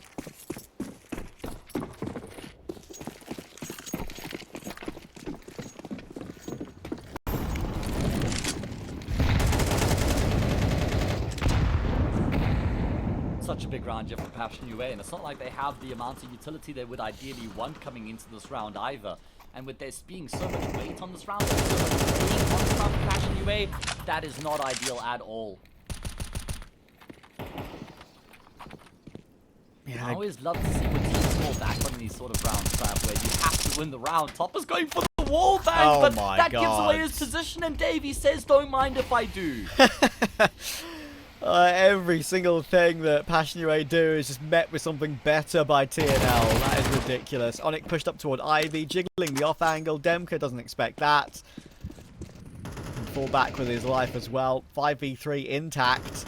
And Roro 2K is left chasing shadows. And important to mention, he's the only one with the remaining utility on Passion UA in this round. But Jacasmo will catch Knifey. Will Ken go for a swing? Of course he does. Immediate trade, back in control. And Waro kind of has to be the main man here. He's done well. He's found Onyx, and he's kept that utility alive. Look, smoke. He'll fall back, drop the rifle to pick up the AK instead. Mini upgrade. With 30 seconds, they kind of only have one decision, and that's to walk out A here. Yeah, but TNL, they're chasing ghosts. They're looking for Waro. I mean, you can see that Davies had to reposition, so he's got cover from Ivy. Look at the position for Ken so deep into CT. This is not ideal at all. Davy on a swivel. It's about the timing. Fem spotted. Frag. Only Waro left coming through from A main as well. You said he had to be the hero, and he's doing his damnedest right now. He's going to be able to plant the bomb. At least that should be guaranteed. No, he's faked the plant. He's spotted Ken. He knows he's there. He's chased him down. Waro, you madman. Do you remember yesterday when we saw that fake in our game we covered with the mixed roster that didn't work out and just expired the round timer? That one could have done exactly the same thing. This time, though... Black Sun 1 flat row, yeah. Exactly, yeah. This time, it forced Dawy into the open and he had nowhere to hide. Waro 2K isolates that fight just about. It's the wrong decision, honestly, in any normal situation. But in that situation, kind of knew that player could be close. Gave it a gamble, a big gamble, and it paid off. That could be a huge motivation for the team. That could be the spark that ignites this game here for Passion UA. Waro 2K leading the charge. Demka, though, on the jiggle. Frag by FlyerX. He had support there as well. And I was speaking about how that could be a massive moment in the game for Passion UA. But their celebrations are now going to be stifled. It's a 5 versus 3 immediately in the following round. Well, they've recovered one. They're going to have to recover another. And 2 in a row at that, which is rare on T-side train. They're going to be allowed out a little bit. Flashes coming through. Molly in toward Con. Onyx needs to be careful. You can see through the corner of the flames. And a bullets now using his entire clip. But content with where Knifey is and he feels safe.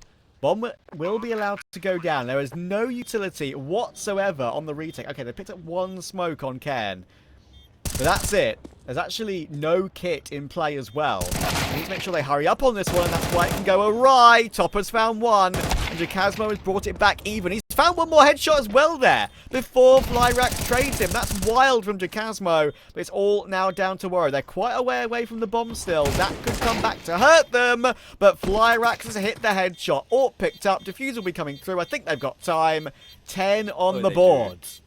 Yeah, I can't believe it because I'm sitting here thinking, is this going to be another 5 versus 3 back-to-back 5v3s recovered for Passion UA? For a brief moment, it was actually a 3v2 in their favor.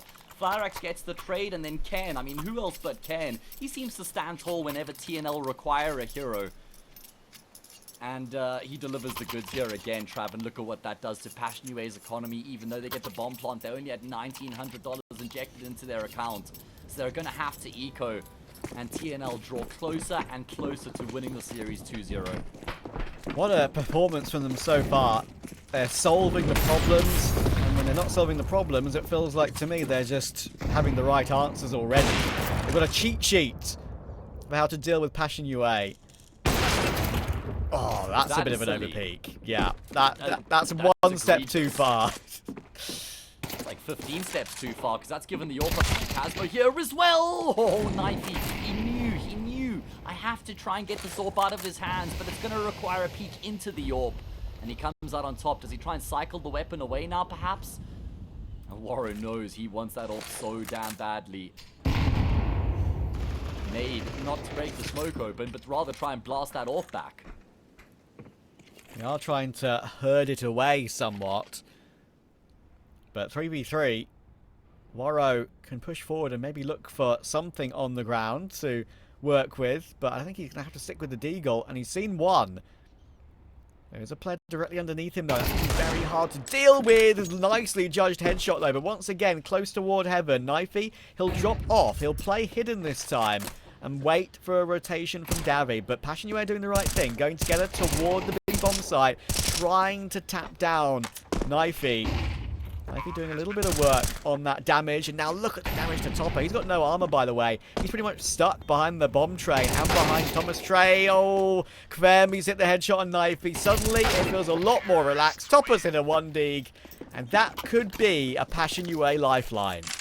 Oh, absolutely. That's a huge reprieve for them. Look at what that does to the finances of TNL, who are now going to have to force back. You've got a really good chance now as Passion UA. You make it 10-8 if you win against the Force. Anti-Eco 10-9. You draw within 1 at that point. That's the opportunity that now presents itself here for Passion UA. Courtesy of an Eco round win where you have to say TNL kind of gifted up there with some overfacing. FlyerX initially. I mean, there was no need for him to go for the repeat. That's one of the rounds where when you're watching the demo back as a team, you don't even want to watch that one back as FlyerX. You just sit there with your head in your hands. Yeah, JR is going to be head in his hands at that one. That is just a One of those that can change the course of a game. They have to find a way to get over it now. It's not just the fact it can change the course of that round. It's also just half broken the team next level economy, right? Because you're at the full force level here. You should be losing this one with where Warrow 2K is as well. Look where he's got to. He's all the way through the A site in toward Con. Jacasmo has seen 2 in pop, I believe, so he'll avoid that like the plague. Look, smoke to make it a little bit concerning. They could just pop through that at any point, but Warrow is still behind enemy lines. Should get one of these 2 kills toward the back lanes here. How many is he going to find? Yeah, he wants more than just one frag, 'cause There he's we been on the go. move on for so long, and he'll eventually get rewarded for his patience. I was thinking, Warrow's been behind enemy lines for so long, but just hasn't been offered up anything. Eventually, though, he will be able to find a few backs turned. And job done. Passion UA get the round across the line against Force Buy. Flash for Warrow to play off of will cost him his life. And you got to be careful. You got to offer up the respect that Kane deserves here because he's explosive. Yeah, we've seen more of that today, and we've seen it more than once as well. MP9 picked up. This is a 4, so they're probably having to eco next round anyway. So saving the AK might be worth, but this second round for some damage maybe if we're knifey. Doesn't work. Demka catches him advance. So Ken, it was a risk he goes down here, but he's confident in his ability. He jiggled out though, and there's a flash. That's quite well played. He hasn't been punished with that flash, actually, surprisingly. Still doing more damage. Sure, he doesn't get both. He does not. Topper clears it. 3 players alive. Money suddenly built up pretty well on Passion UA, and they're going to be able to build it up with 1 more round coming in here. 10-9 it will be in a matter of about a minute's time. And that 1 round mistake from TNL, it could come back to bite them.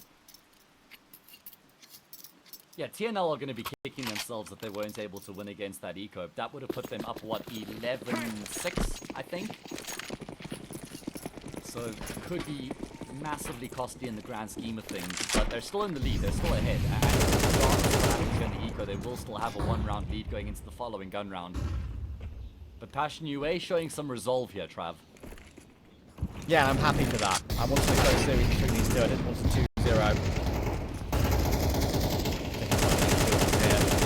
Passion UA, it's a good D. Ken, actually USP trying to chase down Warrow, but thankfully Demka's like, don't worry my friend, I've got ya. Demka and Warrow have played a lot together over the years. Oh, a dink through E-box. Onyx been waiting here patiently for so long, and there are a few low health players. He could potentially find a time. Warrow gonna check the corner, but that low health doesn't really help him all that much. Jacasmo will make sure there's no further damage inflicted as Passion UA do draw within 1. There's not going to be any orb coming into this next round either. And Passion UA's fight back predicated off of winning this gun round.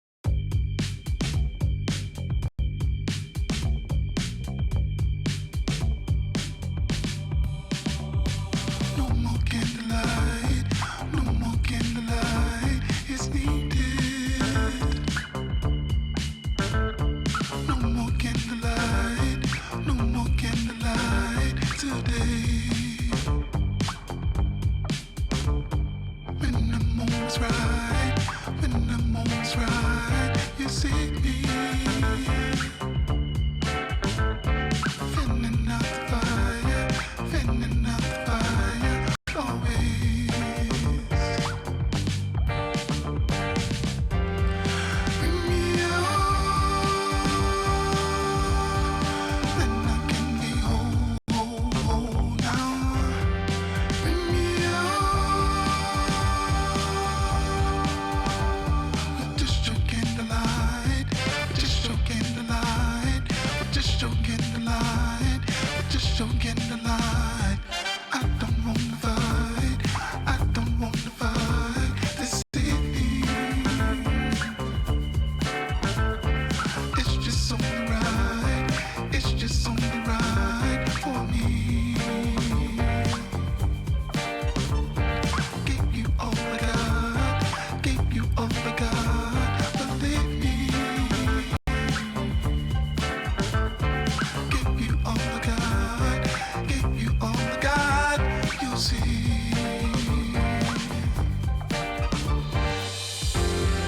Bring me on, and I can be whole.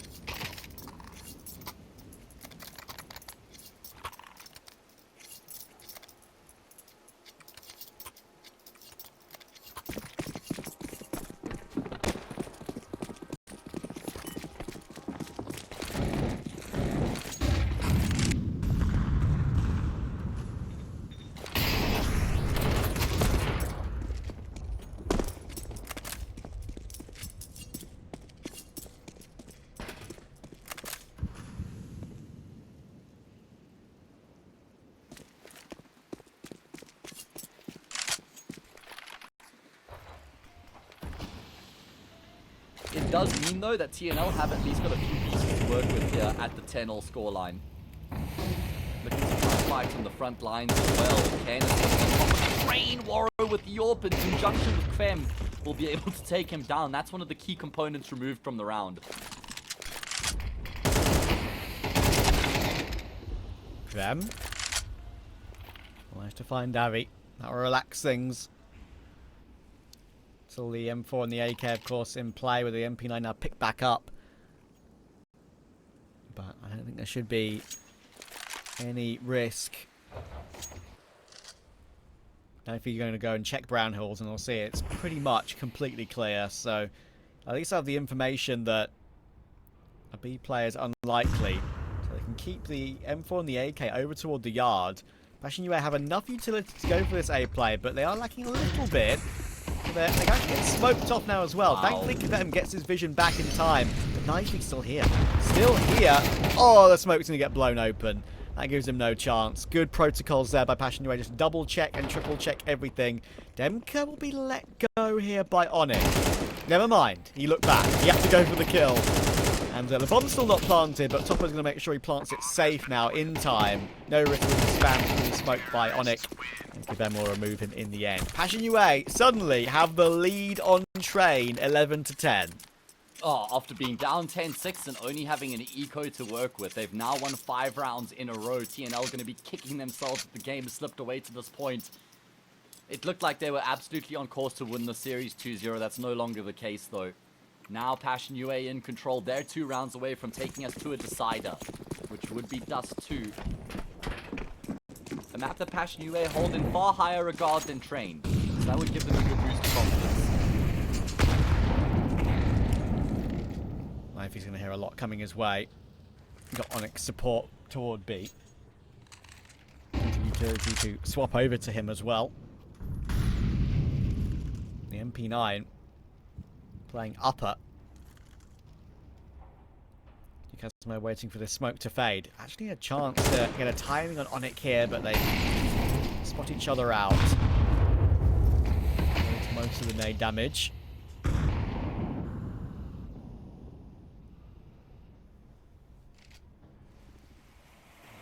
This buy isn't amazing, of course, for TNL. Like, they know they've had to purchase here, but you know, to afford the AWP, to afford a couple of rifles, some util, at least acceptable util, they're going to go for these 2 MP9s. And the stack over toward B here is significant. 4 players are relying on Flyrax to use his utility over toward A and kind of hold down the fort all by himself. And unfortunately, that is the worst case scenario.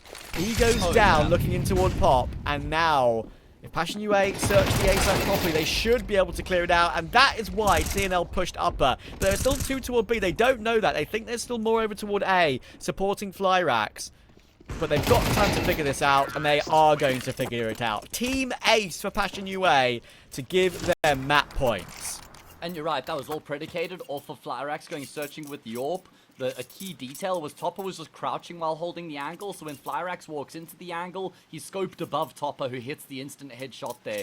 What a ridiculous fight back from Passion UA. 6 rounds in a row to get to this point, and it's not like these rounds have been particularly close either. I mean, I know there was a 1v1 in the mix, but still, Demka held all the aces in that clutch. This is just so impressive. It kind of resembles what we saw from TNL in the 50th map on the 18th side of Mirage. This time, Onyx throws caution to the wind, charging up ramp towards his blood. Davy blind will get overwhelmed. Kvem has been so good on entry duty coming through A main, and he's gotten another. Yeah, he was good on CT, and he was good on T side in this position of the map, and he's found another toward Ken.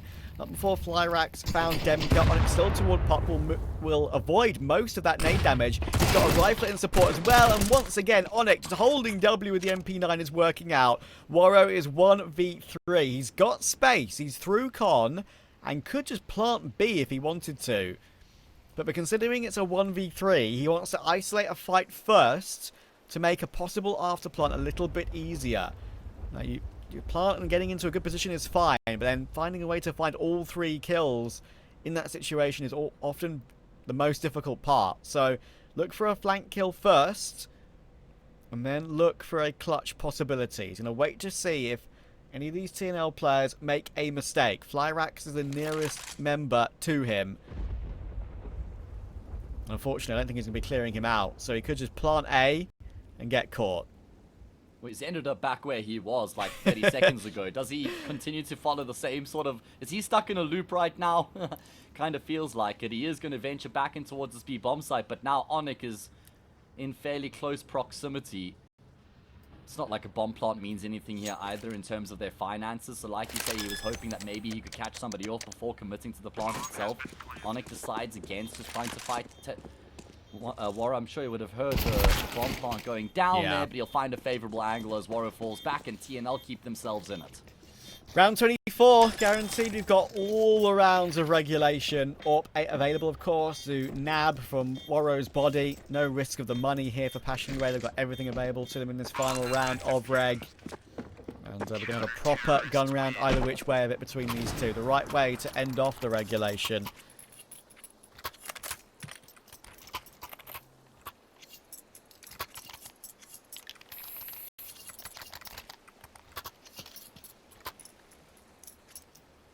Yeah, that was vaguely amusing there. Warro going in circles, looking to try and just find anyone to make that clutch a little bit easier. But not possible. TNL don't overpeak, don't overswing, don't go looking when they don't need to. Knowing that it's a big farm round of the game coming up next anyway, there's no worry about losing members at this stage to keep everyone alive. No, just do everything you can. Oh, the run boost spotted there for Flyrax. Sees Warro fly across the screen. Won't choose to take that flick shot. Yeah, wisely, just get out of dodge. Onyx will catch a nade, playing a game of catch involuntarily. 1 round away from Dust2, 1 round away from overtime. That's the equation coming into the 24th right now.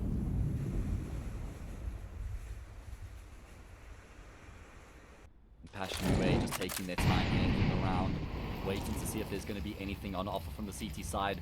In the meantime, Ken has ventured through Pop. So he's gotten a little bit of positional control here. Smoke separates himself and Topper. And we know that Ken loves to fight. He fancies himself. He fancies his chances. Topper gets caught with Butyl out, and that's first blood.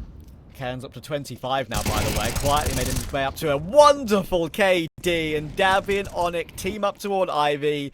Passion UA are not getting this one done in regulation. We've got more rounds on train. TNL... don't go away. That's 29 and now 26 kills for Ken over the 2 maps so far in reg, and we've got more to come on map 2. I mean, it does kind of feel deserved for TNL, but it's kind of brutal for Passion UA being down 10-6, fighting up to 12-6, and then not being, 12-10, and then not being able to finish off the job from there. And that's what you get for displaying confidence, Trav. TNL with that double peek into Ivy, they don't just fall all the way back and hold super passive angles and give up all that space and respect to Passion UA, but they also don't overface, they don't fight back in immediately. They time their double peek to perfection, catch Passion UA in transition, shut the round down, and wipe that slate clean. And here we go again. We had an overtime that went many overtimes yesterday in that game with that mixed roster that we covered, which is a really fun one, honestly. Obviously, 28-25 that went to, and honestly, I enjoyed every second of that. It was very, very fun. If this one goes that long, I will just be laughing in disbelief. Warro will get the kill toward Ivy to recover it into a 4v4. They've got control around that pop area. And Ken's now going searching in case there's a push through by more than one player. Warro will throw a defensive fallback flash and leave that position open. TNL kind of out of info a little bit, other than Jacasmo's Molotov here. Oh, big gunfight. Really big gunfight that goes Davy's way. There's also a lot of info found here by Topper. I think he noticed both the players in towards the top of brown holes. That's why Demka's trying to get a move on into A main. Davy on the front lines, though. Bit of an awkward position he finds himself in right now because he doesn't have any support. As I say that, though, oh, he's been naded. He's been naded by his teammate that's taken a chunk of health. Davy barely has any health. That's not ideal. Awkward. He needs Ken to try and take the Bacher, but he's not going to get it. He's going to have to do the job by himself. He's playing behind the box as well. Thankfully, Ken does do that. That's probably the communication that came through in that very moment, right? I'll just fall back, play behind the box. I've got you. If they walk out, you can peek with me. So, Warrior 2K, 12 seconds. This ain't happening. He's just saving the AWP in overtime. Don't need to, really, with the 12.5k overtime we have. But you may as well. Unfortunately, I don't think he's going to be able to do it. There's the clear from Knifey. 13-12. Yeah, and that's TNL regaining the lead here in overtime, and Passion UA probably breaking a bit of a sweat as a result. I feel like TNL have just toned the rounds down ever so slightly. Passion UA were doing a really good job of punishing any aggression that came through from TNL, and while there are still some sort of plays being made, they're not overstepping the mark anymore. We're not getting these like super egregious repeats and pushes by themselves. They're kind of allowing the game to come to them a little bit more, and it looks more convincing for TNL, I'd say.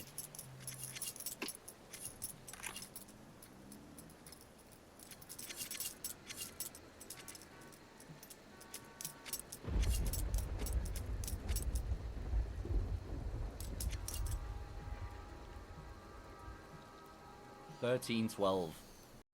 TNL noses in front here once again. Very good fight back from them, not to get kind of put off by the way the game had fallen apart from being up 10-6 to being down 12-10. They've kept the belief, and now they'll be buoyed on here by this lead they have in OT.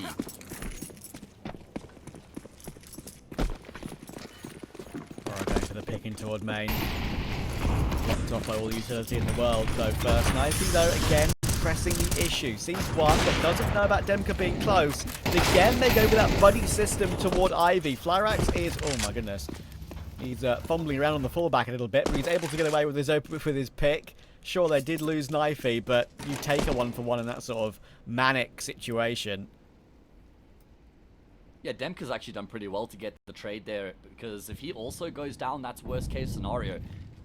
And he had to display some confidence to actually fight forward there to affect that trade. Round stalls out a little bit. Passion UA just casting themselves out across the map. Dawy is going to go for a fight in upper hole. Lost him his life. Warro goes down in turn, though. So good. Ken has been a menace in this position. Kvem knows, though, they might be able to catch him as he tries to fall back, and Ken's just out in the open. Eats that flash for breakfast, and that opens up the A side to a degree. Yeah, and they're putting pressure on B in the meantime as well. Jacasmo just dealt with Onyx, the main B defender, and now they can just avoid it. It's not like there's any risk with the clock. Don't go anywhere near where they think Flyrax had been playing from. And 35 health, trying to retake back into one, trying to block off a push down to the site with that bomb, but Jacasmo was already on that advanced angle. 20 kills now for Jacasmo. Big triple. Great control of the map. Passion UA make sure to get at least one on their T side of overtime here. Which is important after of course, they've been playing on T side for so long. And found good success on their T side as well. It just makes sure that they don't kind of get mentally broken after TNL get off to the right foot here in overtime. Double AWP setup being invested into by TNL. And again, I was praising the fact that they weren't overstepping the mark. That round, they do make that same mistake, right? Dawy up the halls. Goes for a bit of a fight, not entirely necessary, costing his life. Flyer searching with the AWP and misses a shot, but will be able to at least get out of there. That's why I think Flyrax is like a good fit for this team. He might not be like the world's most promising upcoming AWPer, not the guy that maybe puts up massive numbers, but he's solid and he continues to press the issue like this. He can be a little bit overzealous at times with how aggressive he can be, but I think we've seen that he's not afraid, and that's the main thing you can't be at this level. Oh, Kvem from A main again. This is his home, man. This guy is so deadly in towards this part of the map. At least Onyx will take down Warro, the part-time sniper taking down the primary. That's big. Passion UA have all the utility to go for this 1A play, but it'll be running out if they don't make any use of it just now. I'm worried a little bit about the possibility of a push down toward B, but they'd be wrong. It's mostly A. Rotation will come now back from Ken. He's in the right place at the right time. It's Flyrax ready for them to be out, though. There are 4 players about to swarm, and yes, they just didn't know soon enough. They did not know soon enough that everyone was around the A-bomb site, already through to the middle of the yard. Onyx, no scope up close, could be more. Oh my word. Topper goes in for the trade. It's down to Knifey. This is so winnable for him. HE to force out Demka, but it is Demka, the man that is so reliable, so consistent in these clutches. And Incendiary will not spread, but it does not matter. Demka tapped down by Knifey. Great recovery, great 1v2. Incredible hold as well from Onyx and Ivy. And TNL will get 14. Yeah, I mean, both Knifey and Onyx contributions, they're massive in the round, right? How on earth does Onyx get those 2 extra kills? That is just such good work. That no-scope initially there to find the third was just wonderful. And then Knifey makes sure to take full advantage of the damage done from his captain, completes the clutch. He looked so calm as well. How have TNL gotten the lead going into the second half of overtime? That round had Passion UA written all over it. Yeah, Onyx, the unlikely hero maybe, especially on the AWP. Incredible. Oh. More nade damage. Onyx trying to force the issue. How is he so far out into the yard without dying yet? 14 HP, takes a massive gamble. That one ain't going to work out. Morrow's seen more players come through the E-box, so unfortunately he's got utility drawn. And that actually might consign one of his teammates to death. But he's stayed alive. Flyrax should be found by Jacasmo, and yeah, that smoke walk is not going to work. We've descended into the overtime madness now, trying to walk so many of these smokes and trying to do crazy things, and that's not going to work if you're TNL. Passion UA, 14. Yeah, nothing too convincing about that round from TNL, honestly. Just getting picked off one by one initially, had their numbers thinned out. And it's almost like they were fortunate to have gotten back into the round for a moment, but then Warro does catch that player crossing onto the bomb site, who relays that information through to Jacasmo, peppers the smoke, finds that frag, and levels up the scoreline here once again. Oh, Warro trying to reline up this A main smoke is going to be a lot later than what he needs to be, but thankfully there's no one forcing the issue from the team side, so it's not going to matter.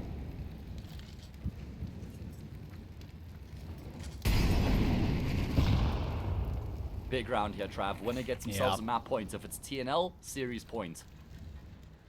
Jacasmo been pretty reliable towards him so far, but that could be the overpeak. A slightly wider jiggle. Who knows, maybe would have gone down. That is a leg shot. Still shadow seen.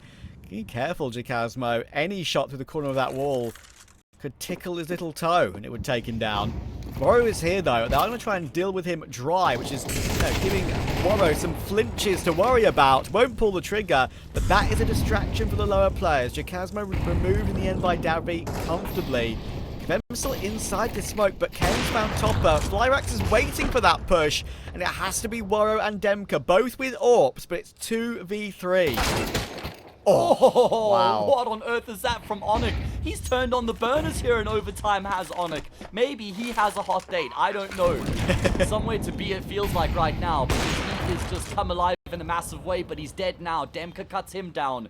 The Orb's doing all the damage in the round for Passion UA. Not Demka's primary weapon, but he's finding the necessary impact. He's sweeping for a player who he thinks might have tried to close the gap, but Flyrax on the Orb will give him a taste. And that's TNL on map and series point. What a recovery there. To take the site, there were so many CTs just around all the expected angles and the unexpected positions there on B for TNL to deal with. Flyrax waited for the smoke push. That was the right thing to do. Demka had a glimmer of hope in that one, even with the AWP. Trying to predict a possible push behind him. But as soon as he poked his head up, Flyrax was too accurate. What an opportunity for TNL. Once again, Ken is trying to get out main. He's been 50-50 with this play so far. It's either pretty much been destroyed or he's been able to get one opening. And this time, even on 18 HP, now the percentage of that play is in his favour. He's found another headshot, and they're trying to force their way out of main. More nade damage. Ken now 9 HP, but he's still doing more work just by being there. Topper will deal with Onyx in the end. He's looking for more as Ken, but surely will get overwhelmed, and finally will be. And Demka will stop the advance of Knifey. Matt, we're in the overtime cycle again. Here we are indeed, mate. Going back and forth here. Passion UA fight back to keep themselves alive in the series. Really good work from them there to shut down the big A play out of the T side. Ken did well to stay alive for as long as he did, but it still always kind of felt inevitable that eventually he would fall. Both teams finding 2-1s on their CT side, and we run it back in OT2.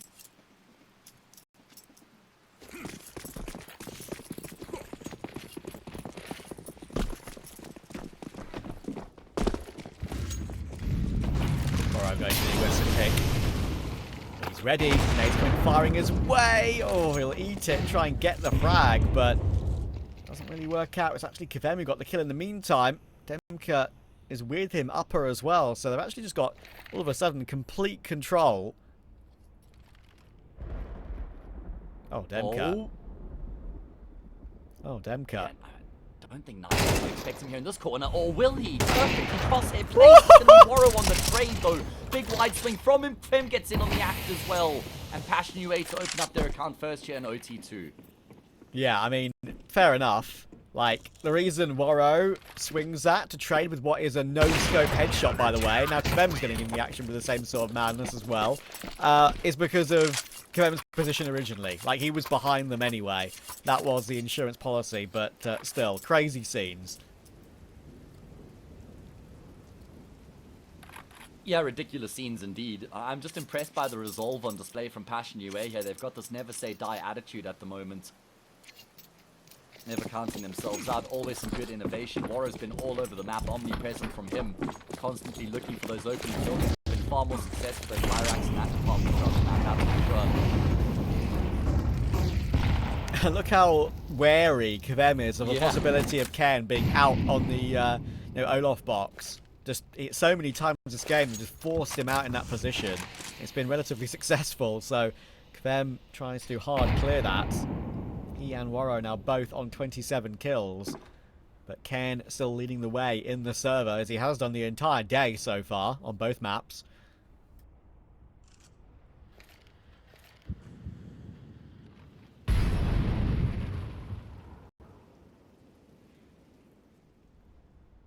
Double orbs have become so prevalent in overtime. Trav doesn't really seem to matter the map. It's just that extra injection of money.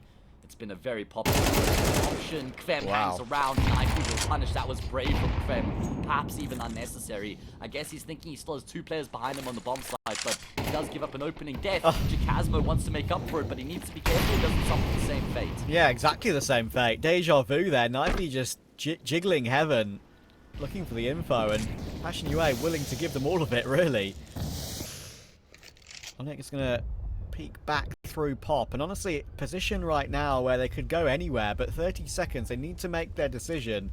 It looks like it's going to be a pop walk out A. Topper playing back bomb. Tough angle to immediately headshot, but he's going to pop a bit just as they make their way out pop. Thankfully, Demka's here, but Topper will go down. Demka might have to do it all. The bomb's trying to cross, but it didn't jump. They didn't wait for the flash. There was time to wait for that flash. Now this bomb cont's going to be super awkward. No. Dawy peeks with it as well. They're just throwing the bomb right at Demka, and Demka is going to ace them out on the A site all by himself. What a massive valuable ace that is coming through from him as well. That's insane work out of Demka. Posted on the angle, super reliable. But you bang on, there was a flash. They had the flash the entire time, and they knew that Demka was there as well. They decided to just try and run across the screen, but that's not the respect that Demka deserves, and he punishes them. That's the first time in this, maybe entire game, where I've seen a round from TNL where it's like, okay, they actually are like a rookie tier 2 team. Despite how incredibly talented they are. It's a lot of damage, Flyrax. But yeah, that's kind of the first round where I've seen just a bit of inexperience truly show.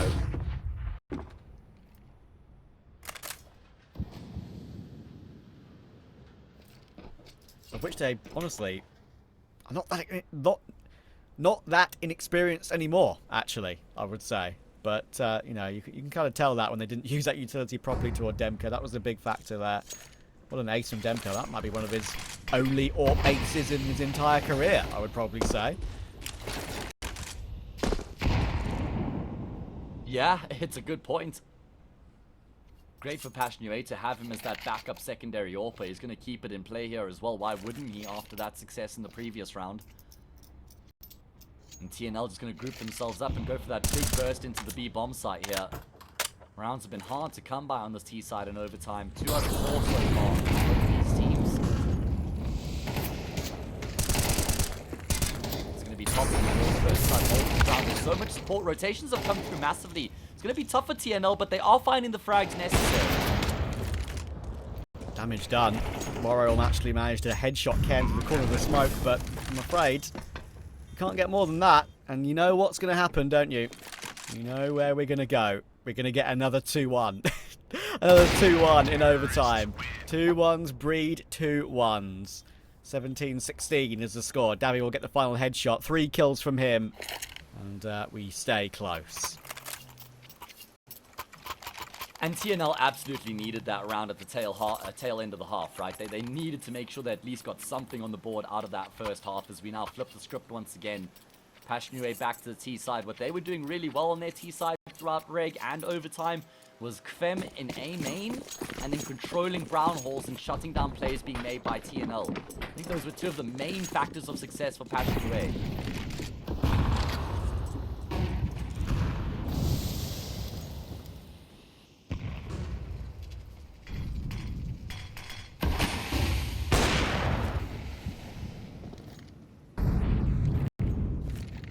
Warro's been getting boosted up in the corner of A main a lot here, and you can kind of pierce through that little gap there on top of Red Train. Just no one from TNL has played there yet for Warro to actually take advantage of that position. Ken, T side, CT side, it does not matter. This is where he likes to play from. But it's going to be Warro who draws first blood, and as a result, Ken goes searching. Oh, but he should have got it, and he didn't get it. That's frustrating for Ken, possibly his only whiff of the entire VO3. Onyx tries to recover some damage, but not going to happen. Topper is going to find it, and Flyrax is in a 1v4 that is not going to be won. Passionue are going to get 2 map points to take us to 3. Yep, they're going to have 2 chances on their T side to try and finish off the job, as was the case in regulation. They had 2 map points in reg on their T side as well, couldn't convert either. TNL were the one that had mapped series points in overtime though, Trav. They had a chance to finish off the job, they weren't able to, and now they're staring down the barrel of Dust2 again. Yeah, it's a very good point. I mean, not being able to get over the line is just going to be maybe getting their mind a little bit. And now, when it goes to map 3, are you going to think about that or not?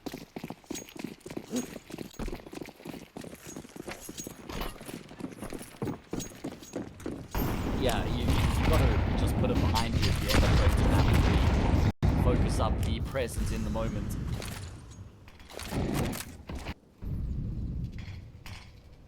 Onyx with that secondary AWP here. Again, TNL have to be flawless. They've got to win these 2 rounds, forcing into another set of overtime. Timing coming through from Pop.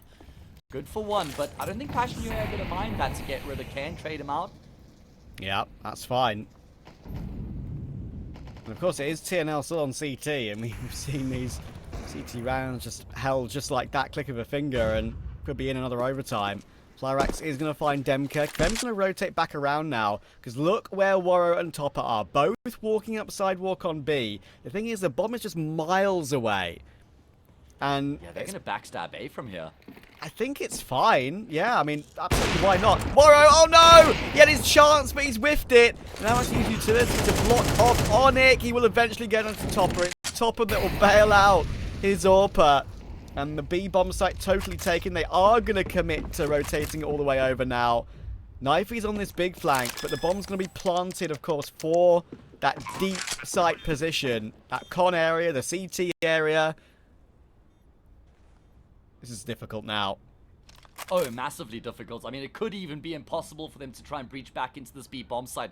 Time ticking away. They've got no smoke grenades to try and block off for the defuse. They have no idea where any of these Passionue players are positioned. They're in really good tradable positions as well. There should be no way back here for TNL, man. Knifey and Dawy go searching. Dawy finds the first. Can he double down? Unfortunately not. Kvem gets the trade. Warro hasn't even had to activate, and then he will. And Passionue have done it from being down 10-6. They won an eco, forced it all the way into overtime, get it across the line, and force a 3rd map. Incredible. What a recovery. And I think one of the rounds that really kind of was the turning point in that overtime was TNL. Have smurfed that one, right? I mean, okay, M80, I guess, would have been some stiff competition, but outside of that, it almost would have been like a guaranteed berth for them. They obviously now, with the change in the way the system works, VRS, and the regions that you have to play in, they're now signed to Europe, and what a welcoming for them, now having to play in a European qualifier as well, a bit of a taste of things to come. But Yeah, looks like we can talk about this game as we're going to be getting into the action soon enough. Now, Trav, I'm a little bit worried for TNL. Passion UA have been in incredible form on Dust2 for a while now. The past 6 weeks, they've lost the map twice. Once to Navi Jr., once to Gun 5. Outside of that, they've beaten teams like Metasport, 9, Fnatic, Ecstatic, BC Games, Cybershock. They've beaten respectable tier 2 teams, and they've looked pretty good while doing it. So I'm thinking based on what we saw throughout Train and now coming into Dust2, I've actually switched over. I'm back in Passion UA. Yeah, and a good point to mention about that streak as well is that 6 of them were on LAN at the Glitched Masters, and that's absolutely a confirmation of how good they can be on Dust2. Jacasmo's had a slow series, but he's a very good A-site anchor on this map, in my opinion. So keep an eye on that. If we see that at some point in the game, I think he's got very good first bullet aim on toward that A position. We'll see if they've changed position somewhat. They do have him on the B site for the pistol round at least. But on gun rounds, I've seen quite a lot over toward A. So we'll see how that goes in the future. See if they've switched some stuff about or not. Demka in pit. TNL are wandering up toward cat tier and about to burst through short onto the site. Yeah, there's one gap in the setup right now for Passion UA. There's one part of the map where they don't have any information, and that's catwalk onto A. And that's exactly where TNL have gone, and they're taking contact. They're not giving away any audio cues, no footsteps, no utility. They're going to just push the bomb the entire way forward, completely undetected, and eventually activate the C4, which will give the clue away. Passion UA, without a kit, are going to have to retake. They're still remaining rooted in the same spot they've been throughout the whole round, and now they're going to have to get their running shoes on. Yeah, this is so difficult without a kit, man. Like, if they win this pistol, I will be genuinely surprised. It might have to be one player to connect with multiple. Lyrax in this advanced position. Topper's going to walk into that. That's the freest of free headshots. Onyx long range. Spots the long advance from Demka. Knifey will even catch him in the back as well. The late rotation all the way around toward long. Makes it a free kill. There's no way out for Decasmo or for them. They're trying to fight. And actually, Decasmo's doing a good job of it. A little bit of extra money for this possible force supply that could come through, but it is an expected TNL pistol, completely out-positioning Passion UA. Yeah, and threading the needle to perfection there, just completely reading into the setup and kind of, maybe not, I don't think that they are like, cool, short's going to be open, guys, from spawn, let's just walk up short onto A. It's more just playing the situation, it's having someone there, feeling it out, finding no resistance, edging a little bit further forward, and then just playing into that, right? So, good read, good decision making, and well taken advantage of by TNL and Eco now for Passion UA, and the one big pistol being invested into has already been dropped.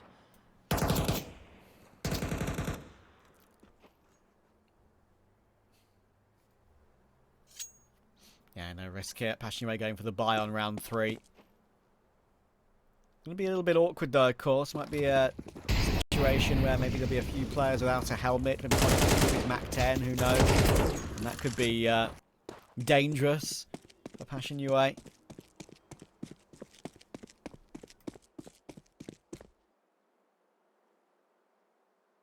Yeah, it's something you've got to be aware of going into that next round as a CT side. Make sure that you get your head armor, Bomb has been planted. or are going to get found out. So, there shouldn't be any casualties in the round for the T side. Everybody remains alive, and it's a nice start for TNL.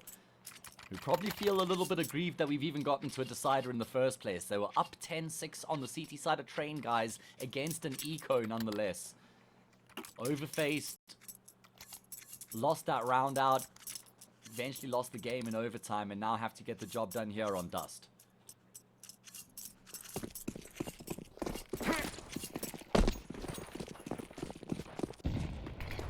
Dawy going for his kick toward long. Demka's going to be here, but he's so blind. He gets into pit. He's a lucky boy.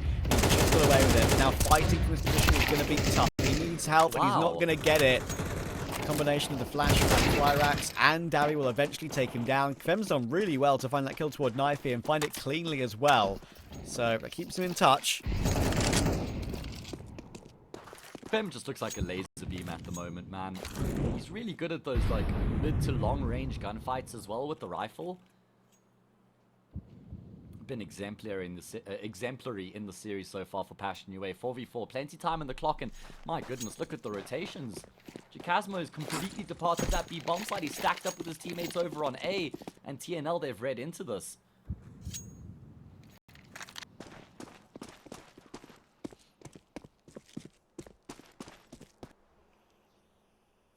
Waro is through to try and get some sort of control back, but surely Jacasmo can't hold on. And maybe I do tell a lie. Maybe they have switched up positions. He was definitely playing a lot of the A bomb site with Jacasmo for quite a while on Passion UA. They've switched into B by the looks of things. And he's not been able to hold on there, I'm afraid. Not even getting a 1-for-1. Any damage towards that max 10. The wallbang attempt from Kavem is not a bad try, but Waro probably needs to find a couple of kills from here, and he might not even go for it. He might choose to play some exit kills instead, try and keep their economy honest. Yeah, I mean, they're still kind of hanging around right now, probably looking for exit kills. Is this worth it though, Trav? Because, I mean, even if they get all, like, let's say they get 3 for 3 kills and they all die, that still favors TNL. And now they're actually pushing forward. They're going to get the kills. I guess it's going to work out. Somebody to defuse the bomb. Waro's just given up his life for nothing at all. And Topper has as well. What are we doing here, lads? Yeah. Trav, please. We need to do the classic Twitter @Grok. What's going on here? Mate, Grok, please explain. Grok, please explain. Honestly, seeing that in the reply of every single popular tweet that goes down now, I've actually reached the point where I've muted it. Okay, that's fair enough. But God. In this instance, it's the only reasonable way to try and get an answer. What's Waro right. even doing? Because he can never defuse the bomb. And now look at their investment. Why wouldn't they have just kept the 3 players alive? They'd already gotten the kills. I couldn't agree more. Ken's going to tap down to them there as well. All TNL in the early stages of this game. Topper will do well to actually trade Ken out. Playing with that angle. Keeping himself maneuverable. Push toward mid. Maybe go for a peek. Maybe get Waro on the scout active.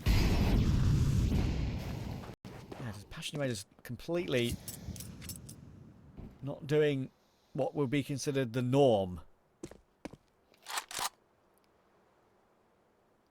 That leaves him with a worse buy here.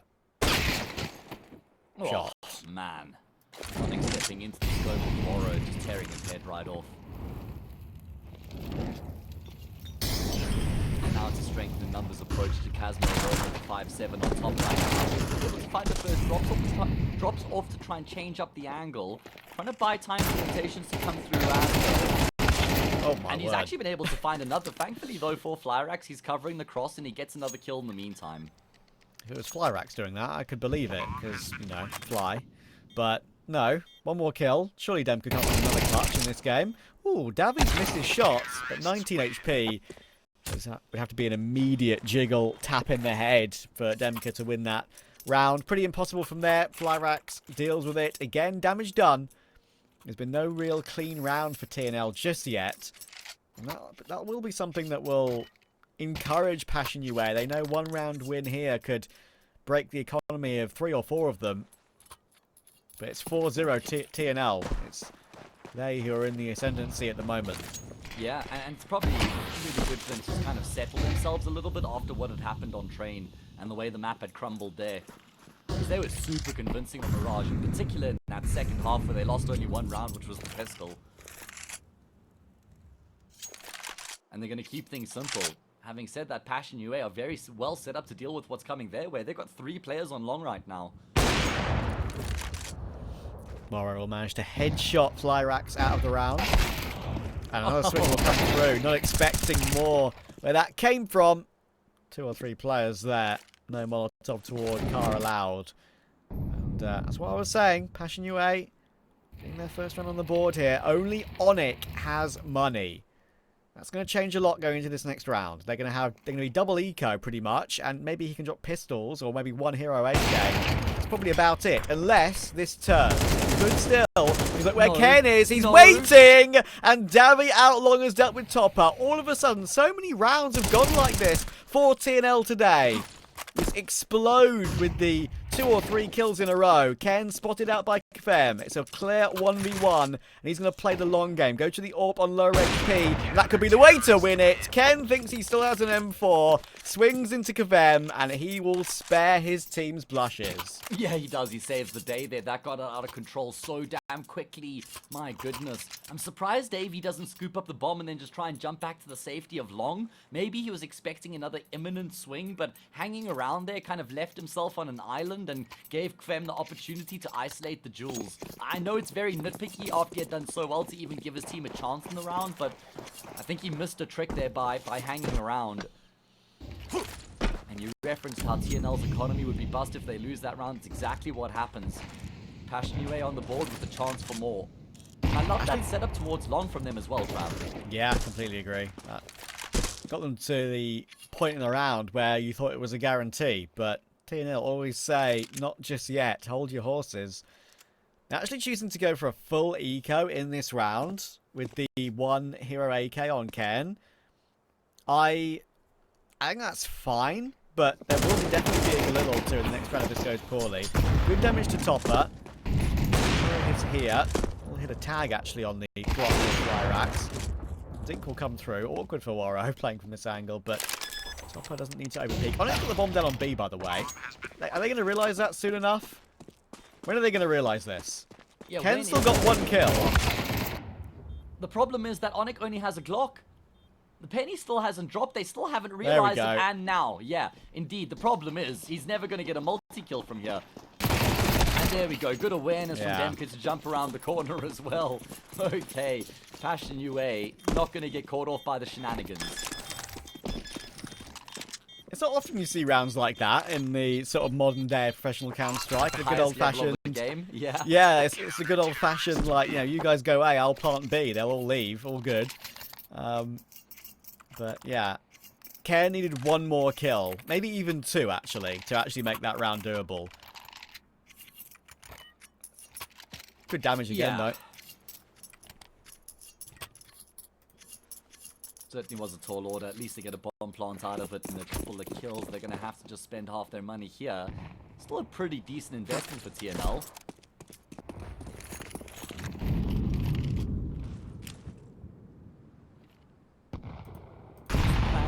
Xbox smoke in play already. Lurk smoke being thrown in towards the B side. The door smoke now being thrown. In fact, CT, excuse me, from outside the tunnels. And it's going to be the burst through the mid door smoke. Okay, that's where they're going with it, but Fem avoids the flash, so he can just hold down the line. Oh, but hang on, Demka's been punished. Bomb might be in the open in mid, but so many of these kills keep flying through. Unfortunately, one of them is a team kill.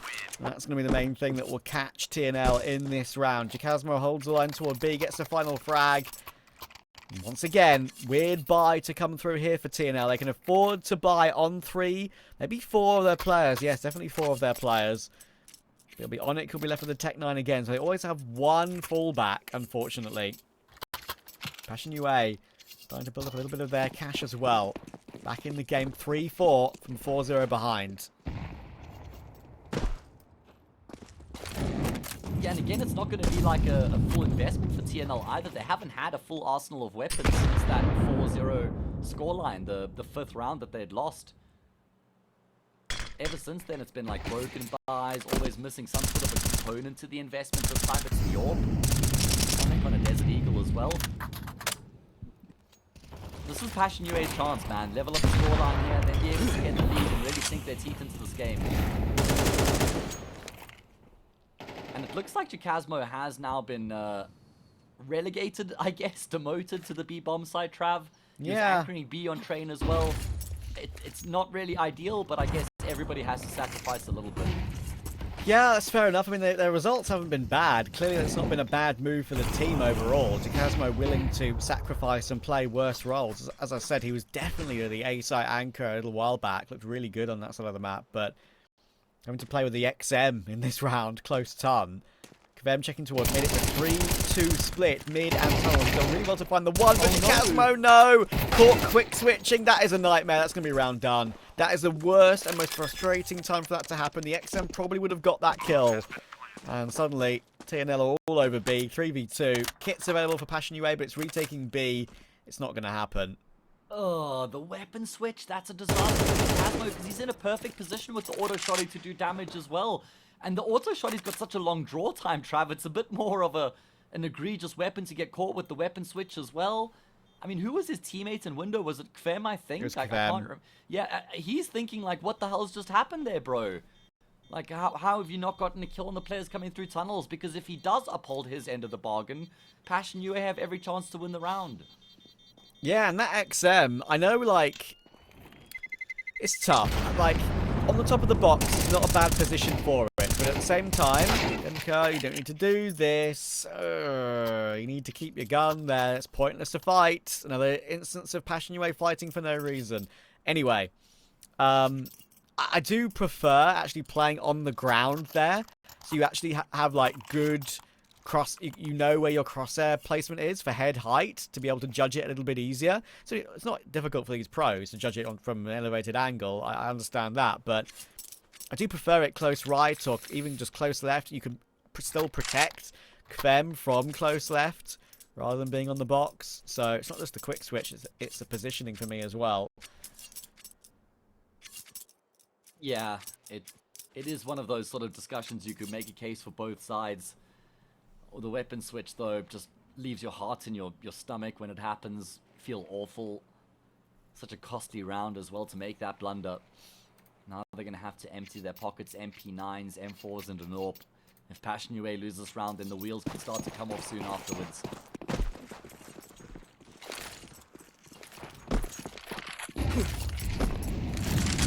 Well, neither one of these two teams has really got away from each other. Knew it'd be close. That's what we've got. In smoke, long toward Knifey. The buy for Passion UA is rough around the edges, but very doable. Only 2 MP9s really being the fullback. It's a utility. That might be the biggest issue.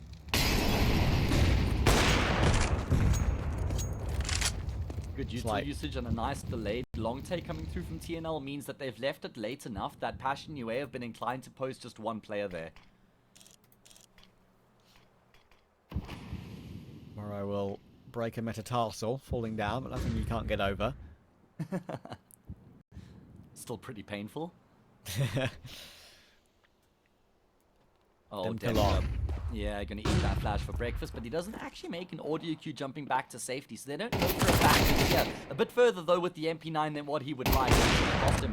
Morrow in position to try and trade, but out in the open when he misses a shot, he's guaranteed to go down. And it's only Topper who stands between A and the entire T side. Out in the open, how has he gotten 2? Is that enough to give them a chance, perhaps?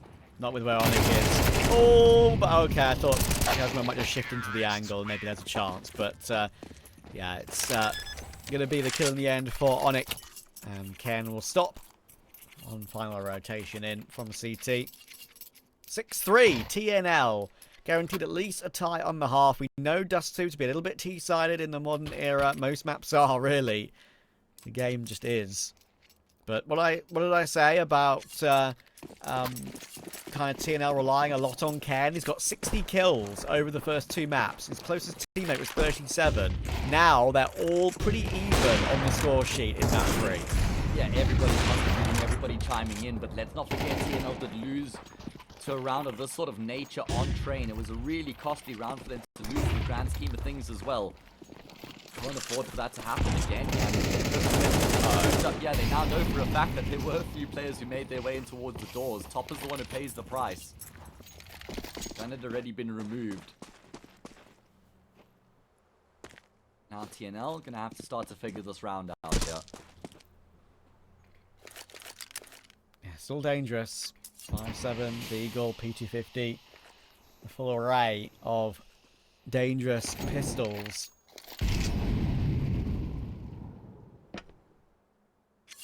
Little boost in mid as well. Possibly to have a little glance above the smoke. We've seen a couple of teams put in a couple of weird boosts in mid that way. I saw a 3-man boost the other week that saw over the top of the mid doors. Walking out long feels like the right call though, right? Play the longest range possible. Yeah, exactly. Try and exploit the strengths of the weapons that you have, the weaknesses, the deficiencies of your opponent's buy.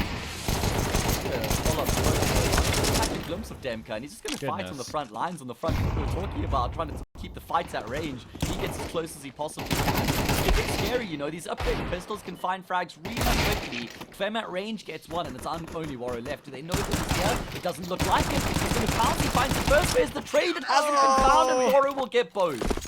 Oh my word. Hiding on site, he was the snake in the grass and they couldn't cut its head off.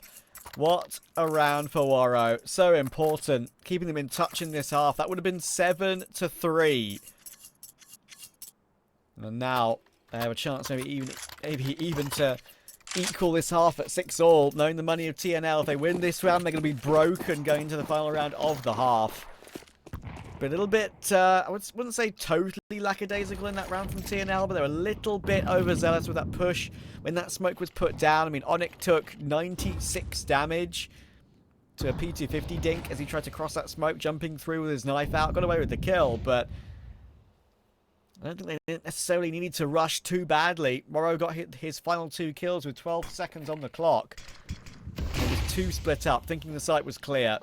Can Waro do more magic in mid here? Getting pushed off this angle. Now we're going for a swing. Waro will miss another shot though. He's been a little bit worrying on the AWP so far, it has to be said, but they will at least get the kill, and now they're going to be going in toward A instead. Oh, okay, Kane gets a big frag back, but look at Demka just doing so much damage. Sniping the attack as they look to make their way forward. He continues to stand his ground right now. His teammates are rotating through as well. There's no world that this TNL can win this round. Just too much pressure. And it's going to be nice left alive, but not much longer. Surely barely any health. He's going to be able to find the first turns, 180 degrees to get a second. Both Kvem and Demka stacked up on top of each other. Surprise knife, he doesn't actually go for the AWP in the 1v2 here. Problem is, he still has to try and find a way to pick up the bomb. This isn't even about the bomb anymore. And it's going to be a stack up there from the 2 players left alive, holding the same line. They get the kill and draw within 1. Yeah, no way you win that if you're Knifey, even with the AWP. You just go down to the second player. No collateral potential there, with one player being slightly above the other. Passion UA, Waro. Probably the main man that, I would say overall, probably the most known player on the team, even though they are a very well-known team. Waro has the more storied history, I feel like, and his 5-7 1v2 could have changed everything in this game for his roster. Breaking the smoke, won't see anything. And this is what I mentioned about this final round of the half as well. Look at the buy TNL have to work with. Been broken at the worst possible time. It's Mac 10, Tech 9 Deagle. Speeded toward short, up cat. Topper's going to hold on. Doing a really good job to get 2, honestly. Yeah, when that's from that angle. Trade it. And what did I say about being difficult from that angle? The Glock has beaten them with his AK, and Onyx walking through long. Demka's retreated into death. Waro has to get this kill, but he'll miss that one with the AWP. And all of a sudden, it has fallen apart. Nicasmo looking for the second, not going to get it. And somehow, with that buy, TNL will edge the first half of this final map. One more half to come. See you in a minute.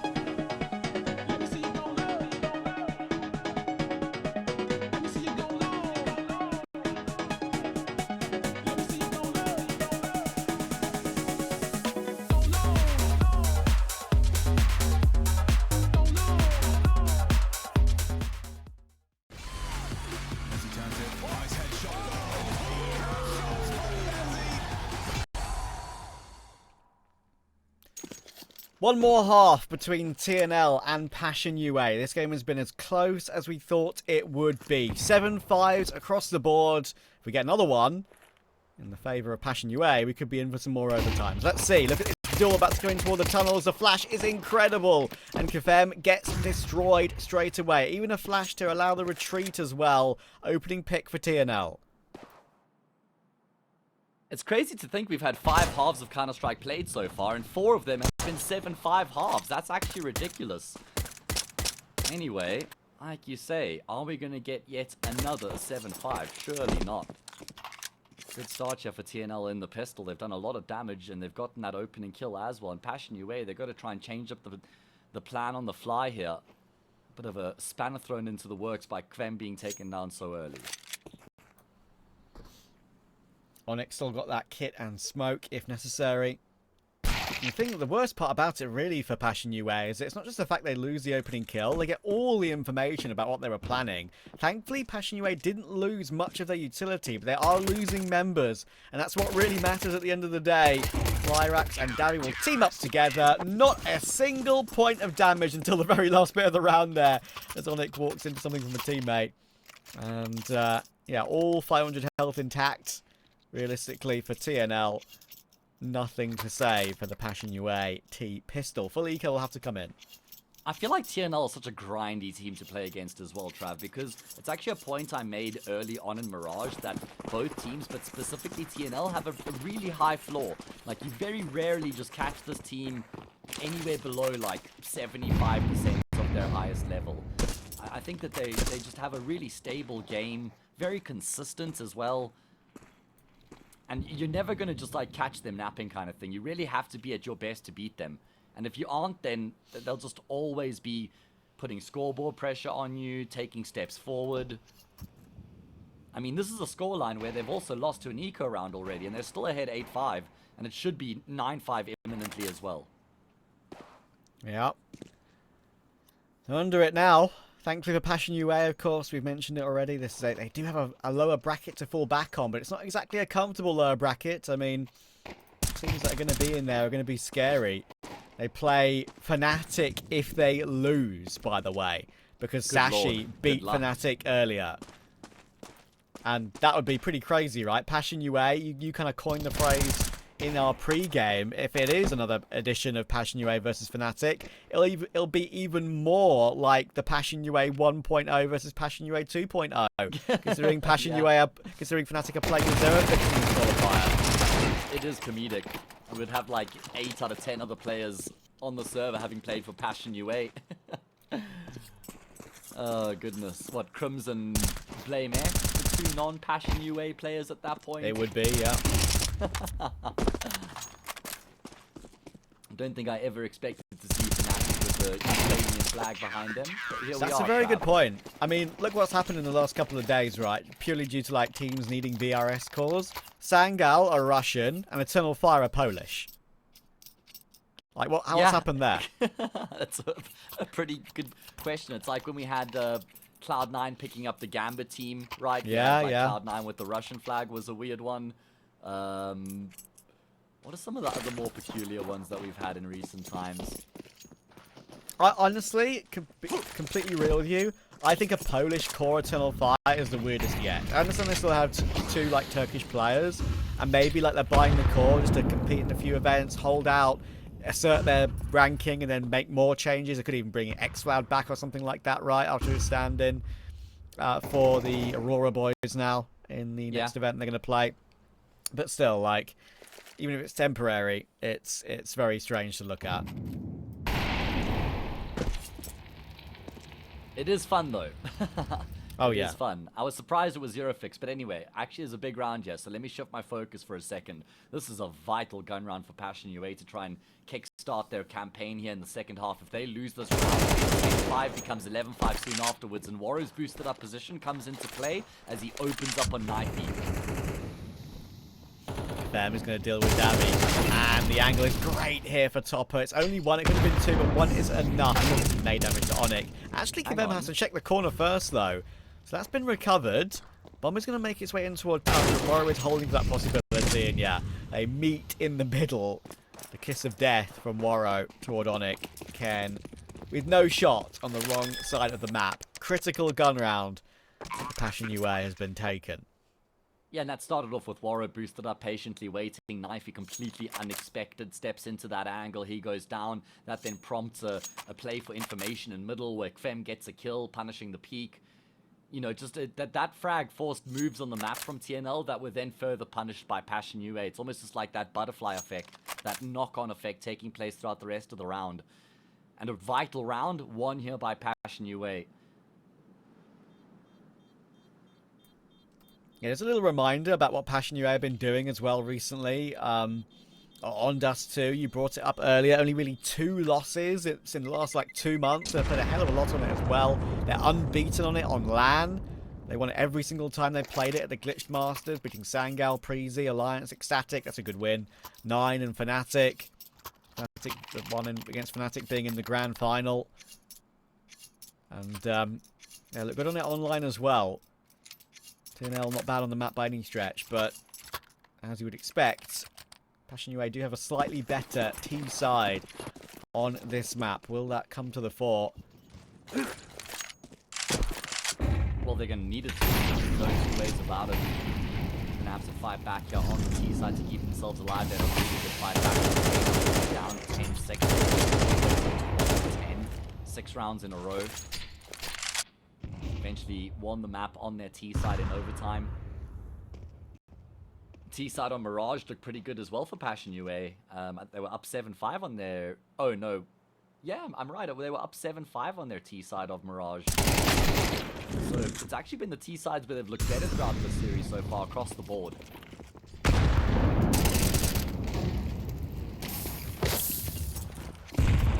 Ken managed to respond. And it's like they're going to just, retake mid immediately. Look at the flashes. They know they need support over towards B. Honestly, he needs 1 kill at least. He's got his 1, and he's wasting a great amount of time. He's sort of baiting his teammate as well, by the way. Knifey's still in the corner, and then all the cavalry has arrived in time anyway. How about that? Incredible rotation decisions there from TNL. Yeah, they didn't get caught off by the CT smoke. They decided to flash their way through it. So they get a move on. They get a head start on that rotation. That's why they're able to arrive on the scene in time. Onic getting that kill and staying alive also makes a big difference. And Knifey was the insurance policy. Jacasmo coming through from windows, being watched into by Knifey, who will just spot the top of the head. That's enough for him to get the kill. And that's a big problem for Passion UA, because it feels like all of a sudden they're back to square one. You're absolutely right. Look at the money. Damn. And that lower bracket matchup, that's going to be pretty fire, I will say. If it is to be Passion UA versus Fnatic, tactical timeout being used now is the right time for it, because they might be able to just go for a hero AK here. Topper's going to buy it up. In this situation, though, like they need something around it. I don't like a hero AK when there's nothing around it. Clearly, that's what they're discussing now, about what to put around it, or to go for it at all, because Topper could just sell. But okay, we are going for a few more, and it looks like, oh my goodness, we're going for a full investment. Okay. It's a full force map. All their eggs into one basket here, Trav. Hopefully it's a sturdy basket. It has to hold them true here. Lose this at your peril, Passion UA. I mean, there's so many rounds of Counter-Strike played in these series and these matches, but some of the rounds carry so much weight, so much gravity, and straight up long for Passion UA. They're not going to be putting their punches. They can charge forward straight into Knifey, though, who avoids the flashes, turns and burns. Yeah, and avoids his own teammates' flash as well to make sure that all his opponents are blind. Well played, Knifey. Passion UA have got really nothing left. Thankfully, 2 rifles still alive in this play, but even though the utility is acceptable, they're 3v5. It's not just towards short. Fem realizes you need to look for something. There was a gap around that smoke, but 2 players playing with each other around A. Goose and Ramp. 11-6 could turn into 12-6 pretty quickly here.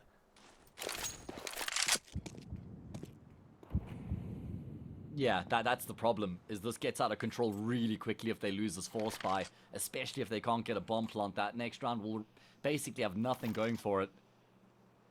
And TNL have just battened down the hatches. They've realized we don't have to do anything more in the round. We've got the 5 versus 3 times ticking away. They don't have any more utility, but that shouldn't really be a problem. I mean, look at the setup they have on the A-bomb site. You've got Ken to take first contact. You've got a player in towards Goose. And you've got a teammate Long who can join in the fight as well.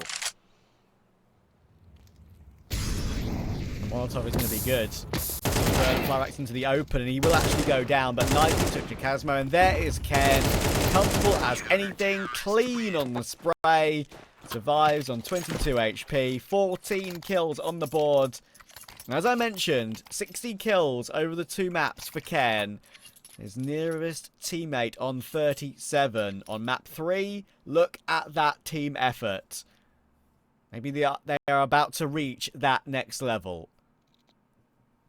And it is something that we highlighted in the pre-game as well. I mean, you mentioned Dawy, Ken, the 2 main players to watch out for on TNL, and that has been the case throughout most of the series, but I also said the entire team can deliver, and that's what we're getting, right? That's probably why their floor is as solid as it is on this roster, because you have a group of 5 really strong players supporting their countrymen. They got the bait spray paint as well. 11-6, and they should be able to make it 12-6 with relative ease, Trav. This has been a masterclass display from TNL on the decider, from start to finish. Or should I say, start up until now. Job's not done yet.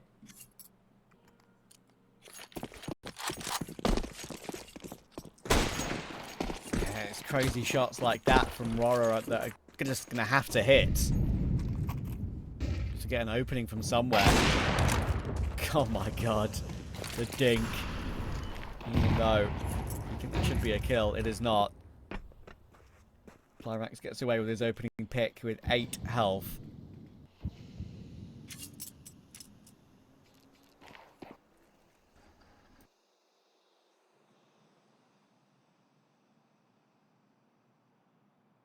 It's going to have to be some sort of a miracle in the round with the Desert Eagles and the Scout here. They've got a single smoke grenade to block off CT, but TNL, they bunkered down with 2 players in on that B bomb site. They're committed to the double anchor on B here, which is the perfect antidote because it's really tough to try and breach into that B bomb site without any utility.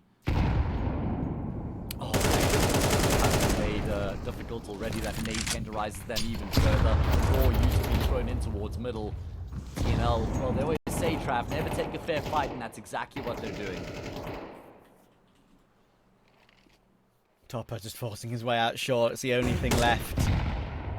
Only thing left. Knifey will easily deal with him. Ken will even stop Jacasmo trying to play around that smoke in CT. Waro down, double the score. TNL, then Passion UA.